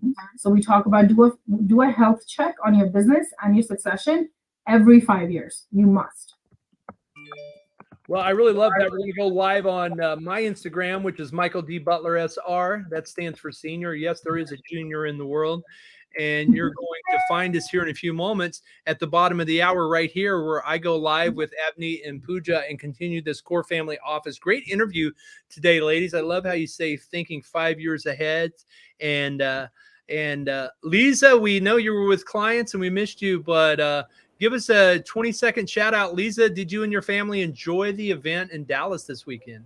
Yes, they did. I think my biggest takeaway is the reaction from my kids, and having my daughter is like, oh, I could never do something like that, to saying like, Mom, I can't wait I want to be just like you. And really, putting that seed in her head, like she wants to take over the company. And so I really love that these ladies were talking about planning. We're already planning 20 years into the future. Our kids are part of as shareholders in the company. They're employed in the company, so I have a lot of tax benefits to that. But planning is key. And so the biggest takeaway is like putting those seeds into my kids' heads and them really seeing me in action and seeing what I really do besides what I do in the business, in the office every single day. And I think raised them well. That was a lot of fun. They really liked it. So it was Lisa, a really good opportunity. thanks for weighing in. You're going to join us on Instagram. I'm going to stay live here while we get queued up because I got to go grab my earbuds. And this is what you missed this last weekend. If you know somebody that wants to be a part of Powerful Female Immigrants Volume 4, there's a special price for the current participants, and that's $1,500 through the end of the month. The price is going to go up November 1. It'll go up substantially. So if you're interested in joining and locking that in and you enjoy the experience, you want to continue with that, you can go to message me. So if you know how to get a hold of me, I'm not that hard to find. Even though there's 613 Michael Butlers, there's only one Michael D. Butler, Michael David Butler at michaeldbutler.com. Here's what you missed. Let me see if where did it go? Oh, there it is. Here's what you missed. Yeah. Did I give you your books yet, Vian? No, not yet. Okay, I'll give them to you right now. Thank you. Hold it up. Let me see. Hold it up.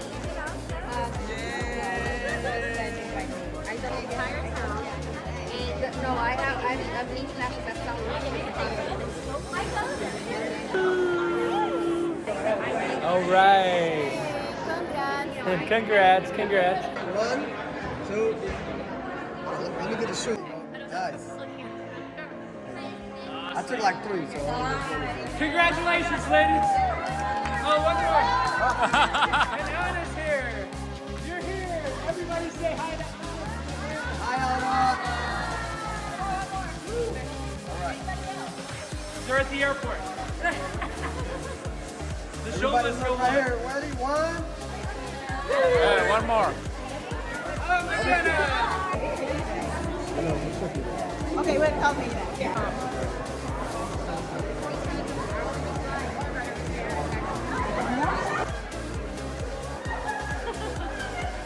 How Powerful. Powerful. Thank you. Hold that. Do it again. Hold the selfie.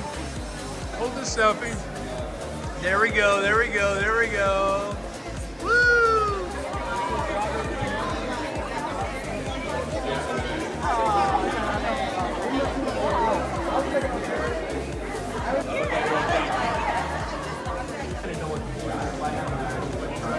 It's behind the scenes stuff of the ladies talking, laughing, just grabbing some stuff. But I'm not sure I have enough time for Well, maybe you want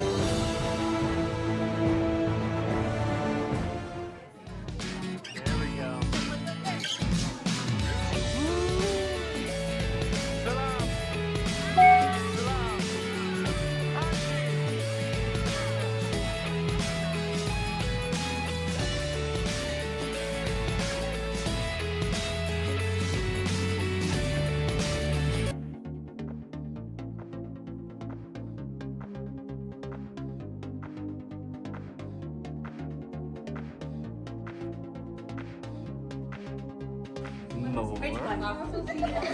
One, two, three. Powerful. FemaleImmigrants.com.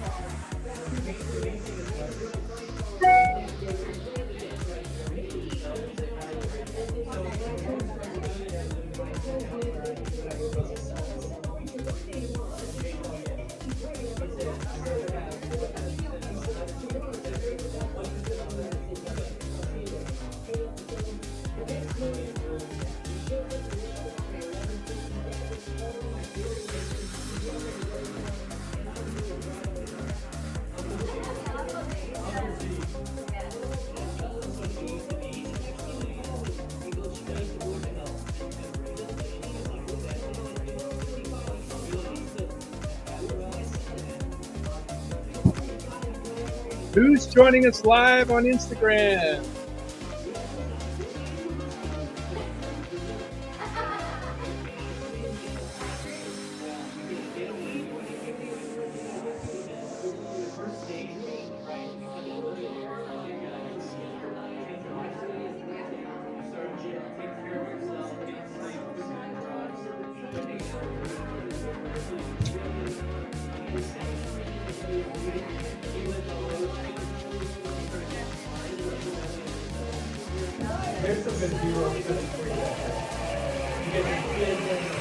Yeah, I'm excited to go live on Instagram right now with Pooja and Amni.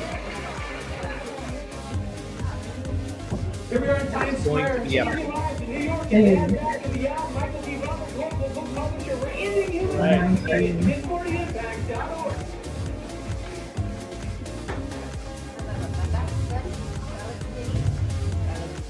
You do. You're spinning it fabulous and awesome. Okay. So next up we've got Lisa, and then we got Dan.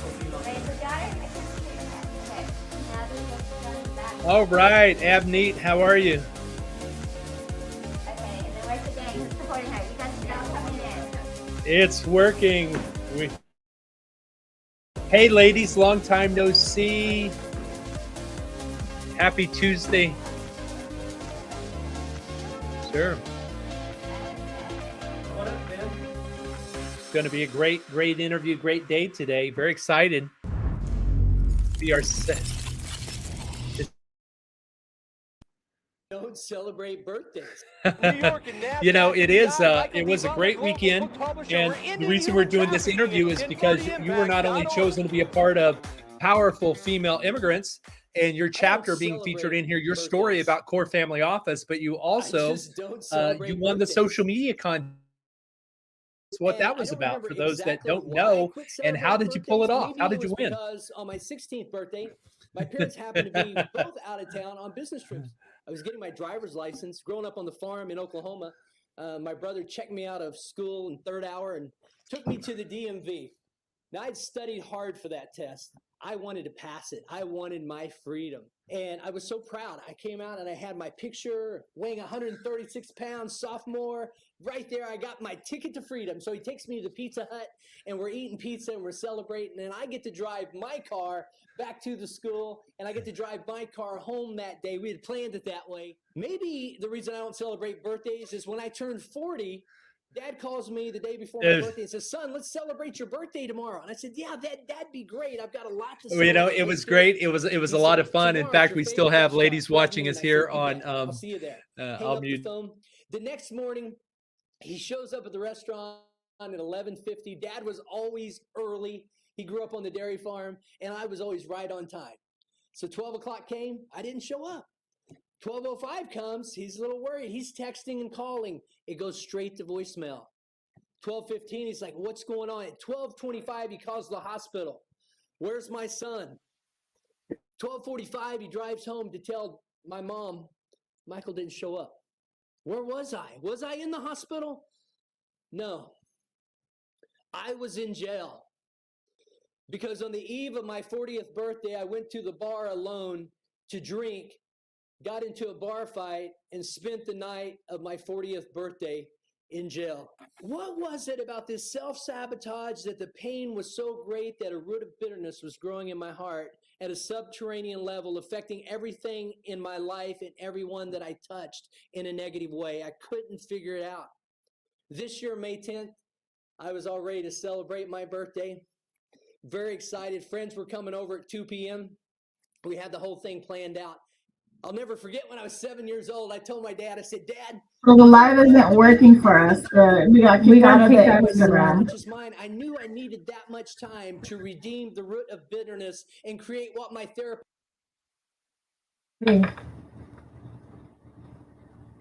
I can't hear you. Are you muted? Can other people Shall we hear? continue to go live here since we have the views here? I think we were having a connection issue on Instagram. Hey, we're still live. We're still live on the stream with Pooja Neat Core Family Office in Los Angeles.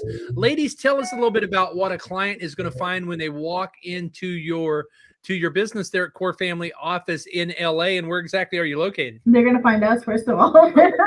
Well, yeah, we're located in West Hills, but after COVID, we're virtual. So we want to take all the first appointments that we can take virtually, so that you're not wasting your time driving around in LA traffic. Nobody does. If you're a valid client and you can work with us and you will be benefited, then we will be able to engage you. But we have learned from our own experiences that when you travel, 2 hours down the line for a 15 or 20-minute consult, and Doesn't make sense. It's not, and you're not a good fit, then you regret that drive, right? And the gas over here, I don't know about you guys, but gas over here is like $7. So we're trying to save people's cash from the gate. But yes, you can find us online. It's the best way to schedule appointments with us. It's pretty much corefamilyoffice.com. And what you will find is us asking a lot of questions. We'll identify your problems. What are you facing? What brought you in? And then if it sounds like we could help you, then we'll see all your documents. Our intake includes taxes. It includes your investments, and it does include your Insurance, succession and insurance products, right? So once we have seen a transparent view of that, then if you're a good client for us, then we'll be able to engage you longer. But it's a 2 to 3 step process to even get engaged. Oh, beautiful, beautiful. And I love this. I wanted to ask you about this on your website. You talk about global citizenship planning. What does that mean, global citizenship planning? I'm glad you brought that up, actually, because because of the globalized world we live in today. It's happening a lot faster, where there are digital nomads that want to live and do things their own way. Our kids are not thinking the same way either. I have a 10 and 12-year-old. I have an 18-year-old. They don't want the next 5 days is going to be 18. So what we've been trying to figure out is what are the countries that synergize with the U.S. So say, for example, we had a case where a person had stage 4 lung cancer and did not want to be in the U.S. anymore. So we found her Portugal as a great hub where not only about $380,000 could buy you a house, but also get you a citizenship. And the window on that is closing pretty quickly, but it does include great medical care. Right.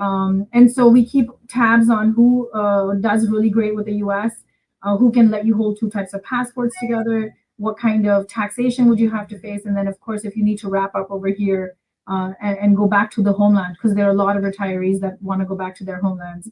So we want to make that. That's a great point, because we have authors in 64 nations, and then we've had a lot of authors that have written and published their books in the U.S., but they're now considering themselves expats because they've moved to either Costa Rica, Panama, Mexico, or like you said, Portugal's a hot spot, or one of these other countries that's very for example. Or one thing that's been really hot for entrepreneurs and startups is Puerto Rico with their tax incentives in the last few years, right? So what's the assessment look like if I said, you know what, I just sold my house, my kids are grown, I'm single, I want to go live around the world?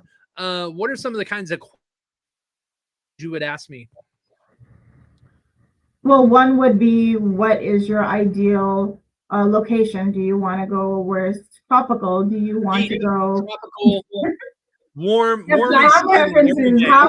How much taxes do you really want to pay? Yeah, I think that's another question. So, like, are you planning to live for the long term? Are you planning to travel? Like, say for example, is it wiser to take a house in Singapore or Hong Kong? Right, so those are two options that come up because they're strategically placed. They've got a lot of money there, a lot of family offices built there, and there's so many wealthy people that you just by nature of existence can do a lot of business. So it really depends. I'll tell you about one of our clients. He was paying about $1 million to $1.5 million in taxes. He's a day trader, and he's like, "How do I mitigate all these taxes that I do when I'm doing all my day trading?"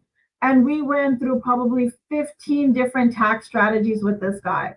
And he's like, nope, don't like any of these. And at the point, I was just like, you know what? Just go to Puerto Rico. He's like, what's that? I'm like, Puerto Rico is a place where you can go where you only pay a flat 4% in taxes for whatever you're doing. And he's like, what? So I can make as much money as I want day trading and I'll only pay 4%. I'm like, yep, exactly that. He's like, I want to do that. And he literally did it. He did it. And it takes a while. It takes about 270 days to even get your residency there. It's you got to become a bona fide citizen. But he wanted to do it. So the idea is that you can't ever do things alone. And the reason we have all these licenses in-house is so that we can create a group of trustworthy advisors transparently working together. And that's why we have these licenses. Because if you don't have a license and you tell somebody to not invest in something or don't do something, then it's usually coming from a point of, I don't know that product. But if we understand and have full transparency in what's happening with you, what your taxes look like, what your trajectory in the next 5 years look like, then we can make a very strong plan. And then I know, we can plan and God has his own, but at the same time, not planning for anything is pretty much guaranteeing a loss, disaster, or retirement years, especially when you stop earning that income. Right. So we want to protect that. Puerto Rico is very popular. In fact, it's only getting popular.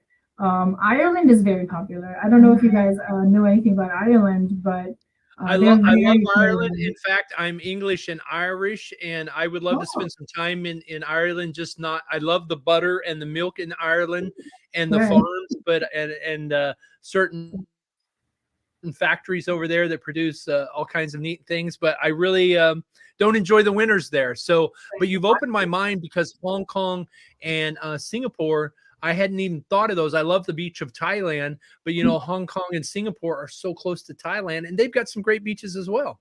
Absolutely. And my personal favorite is Singapore. Not only are they a very clean country, they have great relationships with most countries out there.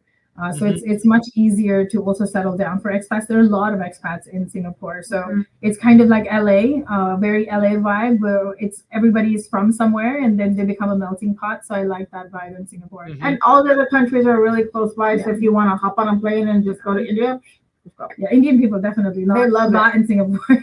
So yeah, I mean, the idea of globalization has brought us to the global citizenship. We want to open those doors for our kids, and that's what inspired us. And a lot of these countries don't treat their citizens the same way that the US does. So it's always a great option to have something as a backup in your life, just in case something is happening for your assets.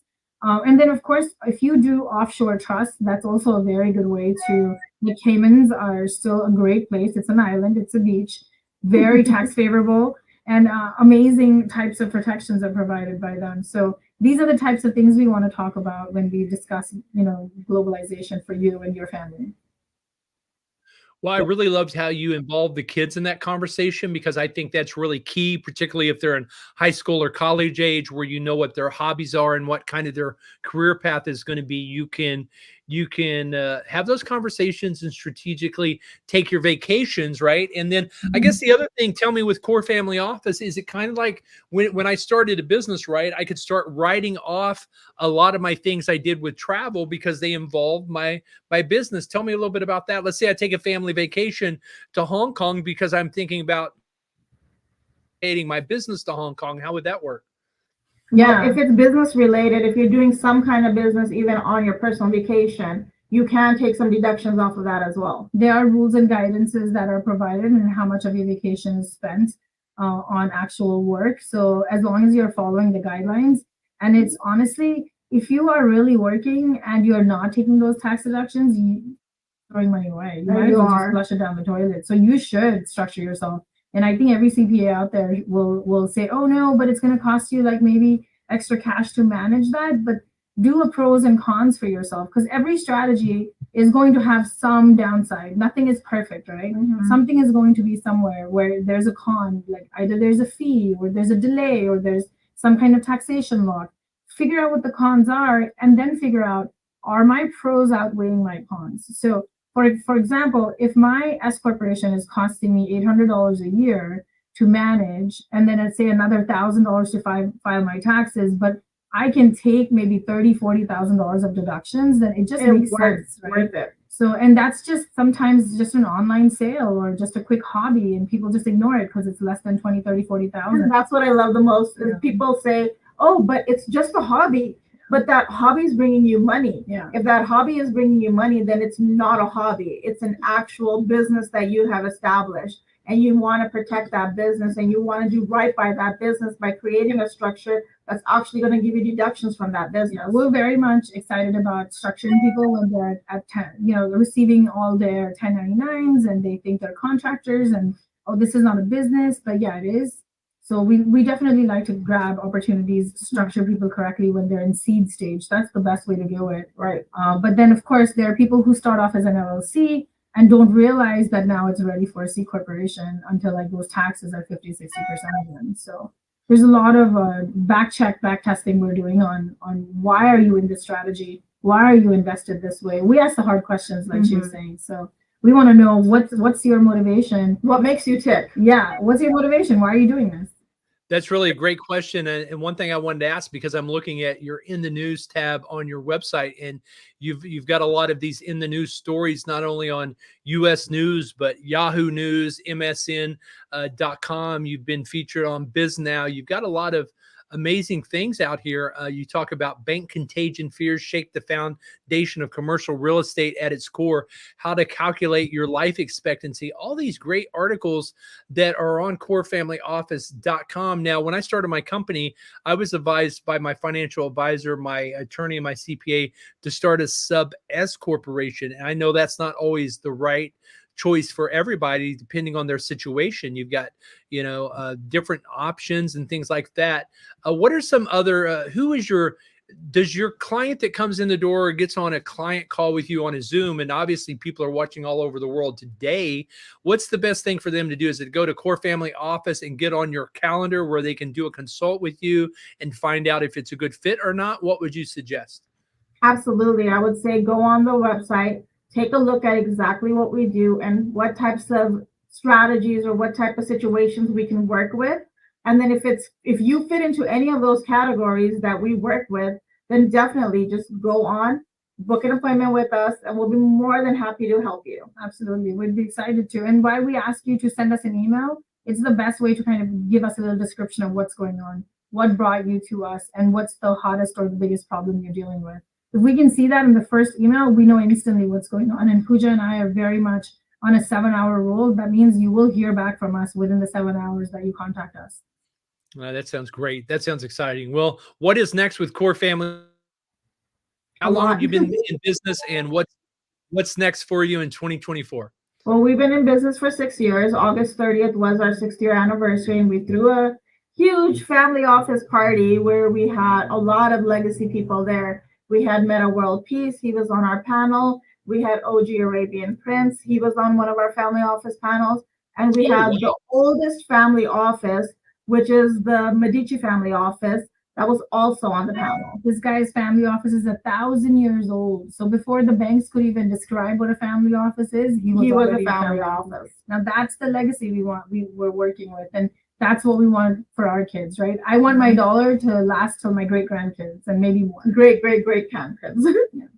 Incredible. Meta World Peace, the Medici family. I mean, we've heard these names. These are celebrities. These are the type of people that dominate Google, that have amazing. I mean, these people are aristocratic and philanthropic. So talk to me a little bit about, as we close out the top of the hour, philanthropy.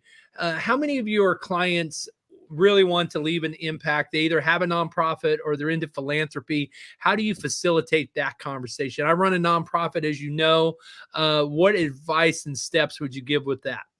Pretty much all of our clients are philanthropic in one way or the other. Either they are thinking about setting up a foundation, or they already have a great foundation and they want to know what else to do with that foundation. And we'll come in and we'll advise on what's going on with that foundation, if it's structured properly, if they have the right type of foundation for them or not.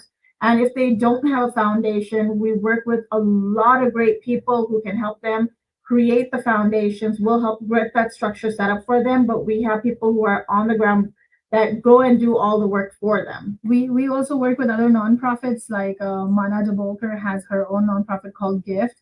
So she's a humanitarian, also on LinkedIn, Instagram, YouTube. They're in Africa right now. So these guys are doing on ground work and then attach themselves to other foundations to do their deliverables on ground. So not only can we help a foundation do on ground work without actually doing it themselves, because not everybody can be on ground, we want you to have a transparent look on all the cash that's being spent.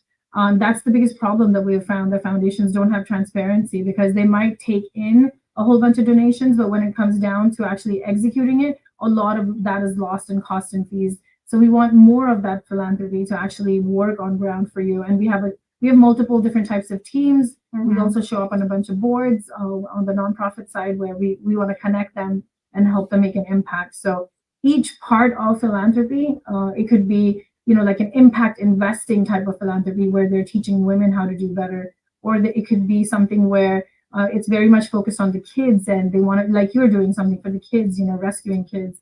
And there are other people that do things for older people and the older generation and like old age homes. So there are different types of missions that we come across, and then we connect them also. So the idea is that the more people you find like yourself on the same mission, maybe you'll be able to do even better when you have more brains aligned with you. Let me ask you in the final question here, in the final minutes of our interview here, and we don't know what happened with Instagram, but I'm glad we kept it live here on the live stream, because this is our second hour. In fact, we're going to be doing a telethon on November 28th. It's Giving Tuesday. It's an international giving for nonprofits. 1040 Impact is participating. We've been asked to participate, and we're going to stream either 4 hours or 6 hours on November the 28th, starting at 10 a.m. Central, like we did today. Today we went 2 hours, but we're going to have guests from around the world. We're going to have a big gift basket where we're going to give away. I'm actually going to have a physical basket right here. We're going to visit some other people around the world. They're going to help me co-host. And if you have something you want to give away, you want to donate, maybe you have a free consult that's worth $500. Maybe it's a book you want to include. We're definitely going to include Female Immigrants in that gift package. We want to get the value of that gift package up to about $100,000. So think about what you can give away. And next week, I'm going to have a landing page where you can get more information on that. If it's your business, your nonprofit, or anything that you have of value, or maybe your sons, for example, Shelly Ann Miles has her sons and they're doing some amazing things. Those boys were fundraising while they were in Dallas. I donated to their cause, and I thought that was just great. I was really happy to see some fine young men ask for funds for a nonprofit that they were supporting. And so I think people really want to make a difference. They want to give back. So you have Black Friday, and then after Black you have, what do you have? You got Cyber Monday, but before Cyber Monday, you have Small Business Saturday. And then on Tuesday, you have Giving Tuesday. So it really helps everybody make an impact in their community. And the best way to make an impact in your community is stand up, be in a book, be in volume 4, be in your own book, but also start sharing, start showing up on other podcasts, start showing up on other places and making that happen and sharing everywhere and around the world. Our guest next week is going to be Ben Gay, so we'll say hi to him. He's in Placerville, California, best-selling author. He sold like 5 million copies, guys, and we're going to be hearing from him next week. And actually, when Mr. Think and Grow Rich himself, Napoleon Hill, suggested to Ben Gay the third that the title should not be Think and Grow Rich, but it should be Work and Grow Rich. Ben, I think that's when you suggested it'd be Think and Grow Rich, because who wants to work, right? And Pooja and Avneet, you're really helping people, a lot of value. That you're there in Los Angeles. Let's close out with this story. Somebody walks into your office. They're your average client. Who is your average client? Most people can't say that Meta World Peace and the Medici family are clients, but tell us your story. Looking back on these last 6 years, what would you do differently, and what advice would you give for somebody that says, hey, my granddad just died and he didn't, and the estate's in probate? What advice would you give? If you're already in a state in probate, I would say you need a strong team. You need a team of attorneys. Don't just depend on one, but have a couple, because you never know. If you're already in probate, it's a hard sell, but whatever you can save from that probate, I'm hoping that would be the most costly lesson, and that you would actually structure yourself onwards. Once you're in probate, there's almost very little that you can do. I mean, I haven't seen anybody get out of probate scot-free. So now they pay a lot to get out of probate. Yeah. So if you feel like your granddad is about to pass, you better start asking questions. I mean, you should encourage your parents to ask questions. A lot of people don't think that anything's required after you've built a trust, but it's quite the opposite. After you've built a trust, you actually need to attach your assets to it and calculate the trust liability. And you need to update that trust also. The more assets you're accumulating, make sure all those assets are actually in that trust. Just because you're accumulating doesn't mean that they're already in your trust. You physically need to put them in that trust. Yeah. Question on this, and this could be our final question for somebody my age that has a will and a trust and has all that set up and they funded the trust. What percentage do you recommend on a second or third spouse? Is it a child's portion, or what do you recommend on a prenuptial agreement? And what percentage on a new spouse would it be for that? Well, I mean, that actually varies, and it's really up to the clients on what they want to leave and who they want to leave what to. We always suggest a prenup, especially if there's kids involved and they're dating. Even if they're not seriously dating someone, you definitely want to have that prenup in place and make sure that your child is already letting the next partner know that, hey, look, if you want to be with me and you want to be a part of my family, that prenup, you have to sign it. Otherwise, you will not get access to anything. And every prenup in every state is completely differently. So you want to be careful in what's happening. And if you're building a trust at this point and your kids are minors who have not started dating yet, and this is a great conversation to have when they're minors, that, hey, you understand that when you get married or decide to get married, this is a non-negotiable. So when you treat them at a very young age as an equal and tell them this is how your trust is built, it's meant to protect you, and it's meant to protect you from all those free radicals that might come after you. Then free radicals, not just those in Berkeley, but those the true free radicals. Well, listen, it's the top of the hour. I want to say you've been watching the Michael D Show. We've been streaming live for 2 hours. We've had listeners from around the world, and really enjoyed Pooja and Avneet at Core Family Office this last hour, really sharing some amazing breakthrough financial for those that want preserve to second and third generation. Go check them out at corefamilyoffice.com. We started the hour 2 hours ago with Powerful Female Immigrants, chart topping Powerful Female Immigrants. Go grab it today. The ebook is free. You can download it, scroll through it. We're going to take it to number one. All 25 of the powerful ladies, many of who were on the call today, in Dallas. You get a little sneak peek here in a moment as we play the exit music and see how that happened in Dallas. Next week, we've got Ben Gay joining us. Ben Gay is the best-selling author of The Closers. Ben, I think over the years, you've sold like 5 million titles. Is that right? 10.5 million copies of the, hang on, I'm trying to reach it. 10.5 million copies of The Closers. I way Part One. underestimated. When we quit counting 30 years ago. That was before the internet, Ben. So glad to have you next week. We've got Pat Shiflett, we've got you, we've got Dan Snell. We're going to be hearing from you next week. You got to see of our beautiful, smart, powerful female immigrants from around the world. Here's what you missed this last weekend, but you can participate online if you know a powerful female immigrant that should be considered for Volume 4.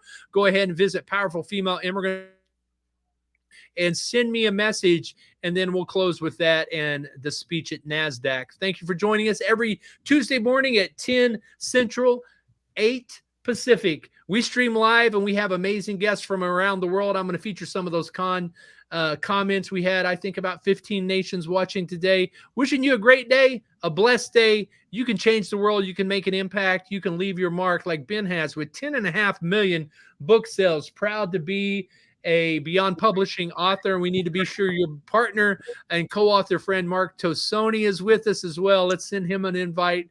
And thanks, friends. Have a great day. Before you go, we definitely want to contribute to your Did I give you your books yet, Vian? Okay, I'll give them to you right now. Hold it up. Let me see. Hold it up.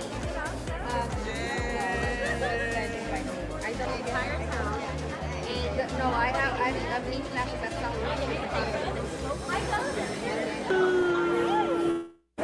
All right. Congrats. Congrats. 1, 2. Let me get the shoe. Nice. I took like 3, so. Congratulations, ladies. Oh, one more. And Anna's here. You're here. Everybody. Hi, Anna. All right. They're at the airport. The show Everybody must go right on. here. Ready? 1. Hey, one more. Oh, Migena. Okay, wait, help me then. Yeah.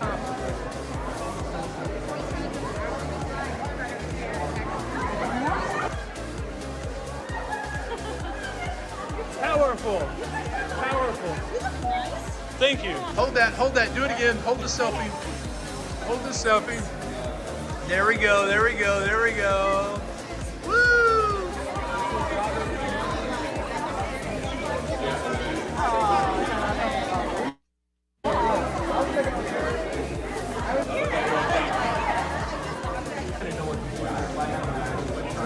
It's behind the scenes stuff with the ladies talking, laughing, just grabbing some stuff. But I'm not sure I have enough time for yeah.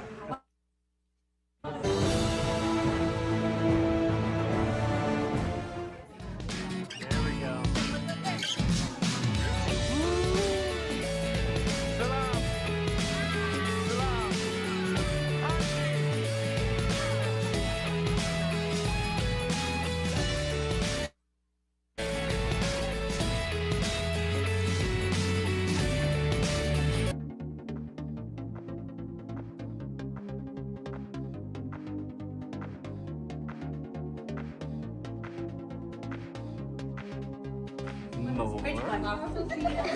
One, 2, 3, powerful.com.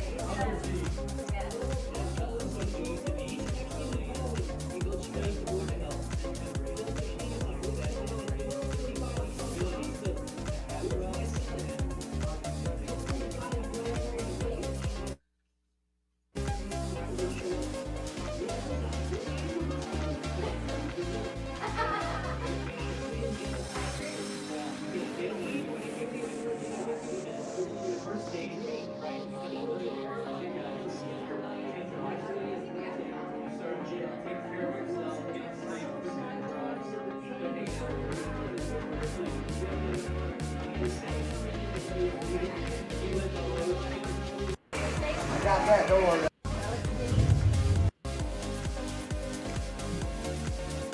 Okay, and then where's the gang who's supporting her? You guys should all come in.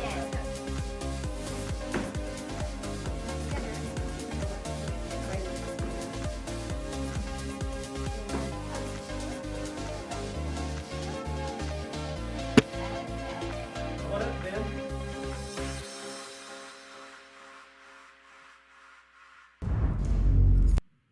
Root of blessing. My therapist. Changing lives in New York and NASDAQ and beyond. Michael D. Butler, global book publisher. We're ending human trafficking at 1040impact.org. I don't celebrate birthdays.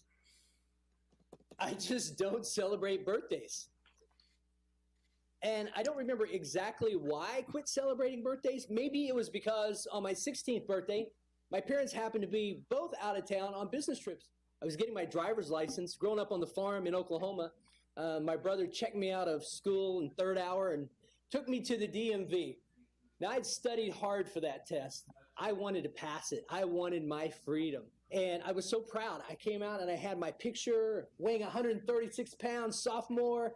Right there, I got my ticket to freedom. So he takes me to the Pizza Hut, and we're eating pizza, and we're celebrating. And I get to drive my car back to the school, and I get to drive my car home that day. We had planned it that way. Maybe the reason I don't celebrate birthdays is when I turned 40, Dad calls me the day before my birthday and says, "Son, let's celebrate your birthday tomorrow." And I said, "Yeah, that'd be great. I've got a lot to celebrate. Let's do it." He said, "Tomorrow at your favorite restaurant, 12 noon. I said, "You bet. I'll see you there." Hang up the phone. The next morning, he shows up at the restaurant at 11. Dad was always early. He grew up on the dairy farm, and I was always right on time. So 12 o'clock came. I didn't show up. 12:05 comes. He's a little worried. He's texting and calling. It goes straight to voicemail. 12:15, he's like, "What's going on?" At 12:25, he calls the hospital. "Where's my son?" 12:45, he drives home to tell my mom, "Michael didn't show up." Where was I? Was I in the hospital? No. I was in jail. Because on the eve of my 40th birthday, I went to the bar alone to drink, got into a bar fight, and spent the night of my 40th birthday in jail. What was it about this self-sabotage that the pain was so great that a root of bitterness was growing in my heart at a subterranean level, affecting everything in my life and everyone that I touched in a negative way? I couldn't figure it out. This year, May 10th, I was all ready to celebrate my birthday. Very excited. Friends were coming over at 2 p.m. We had the whole thing planned out. I'll never forget when I was 7 years old, I told my dad, I said, "Dad, I'm going to live to be 120. And I think in my subconscious mind, I knew I needed that much time to redeem the root of bitterness and create what my therapist called a root of blessing. My therapist said there's two things you need to do to reverse the curse of bitterness and create blessing in your family and to bring it back. And you need to forgive yourself and you need to celebrate." Well, I was good at forgiving myself because I had screwed up a lot and I forgave a lot. And she said, "Celebrate yourself, come on." And that was my theme song. And I sat there in jail and said, "I'm going to run a marathon this year." And Michael, Matthew, Joshua, and Jeremiah, my four sons, they stepped out of the spectator area in the last 3 miles. They ran with me in 2008 and crossed that finish line with me.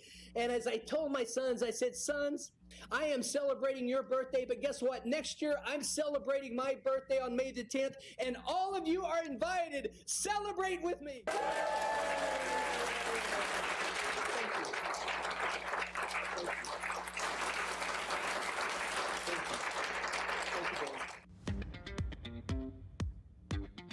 Changing lives in New York, NASDAQ and beyond. Michael D. Butler, global book publisher. We're ending human trafficking at 1040impact.org.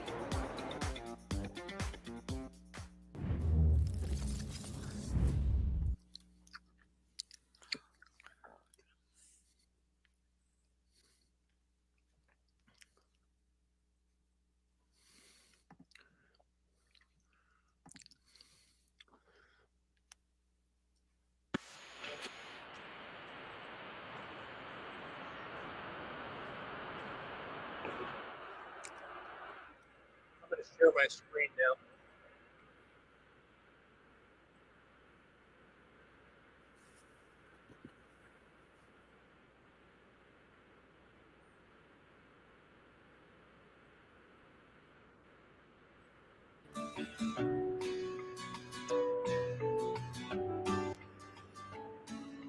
Here in the Holy Jerusalem, I'm in the Jewish quarter. Quite frankly, I'm not good at reading maps, so I don't know exactly where I am, but everywhere you look, there's just a labyrinth of passageways, of tunnels, of old historic streets in the oldest city in the world here. It's beautiful. So let's go check it out. I think there's rooftop views as well.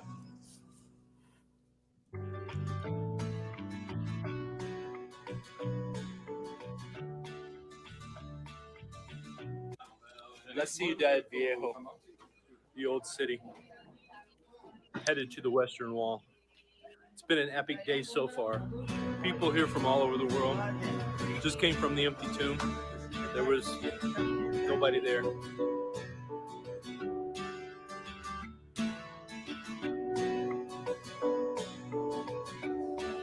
Except tourists. Oh my goodness. He's got books over there, guys.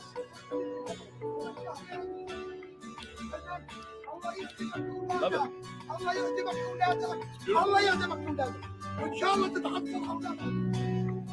We're going to turn the corner to the Western Wall.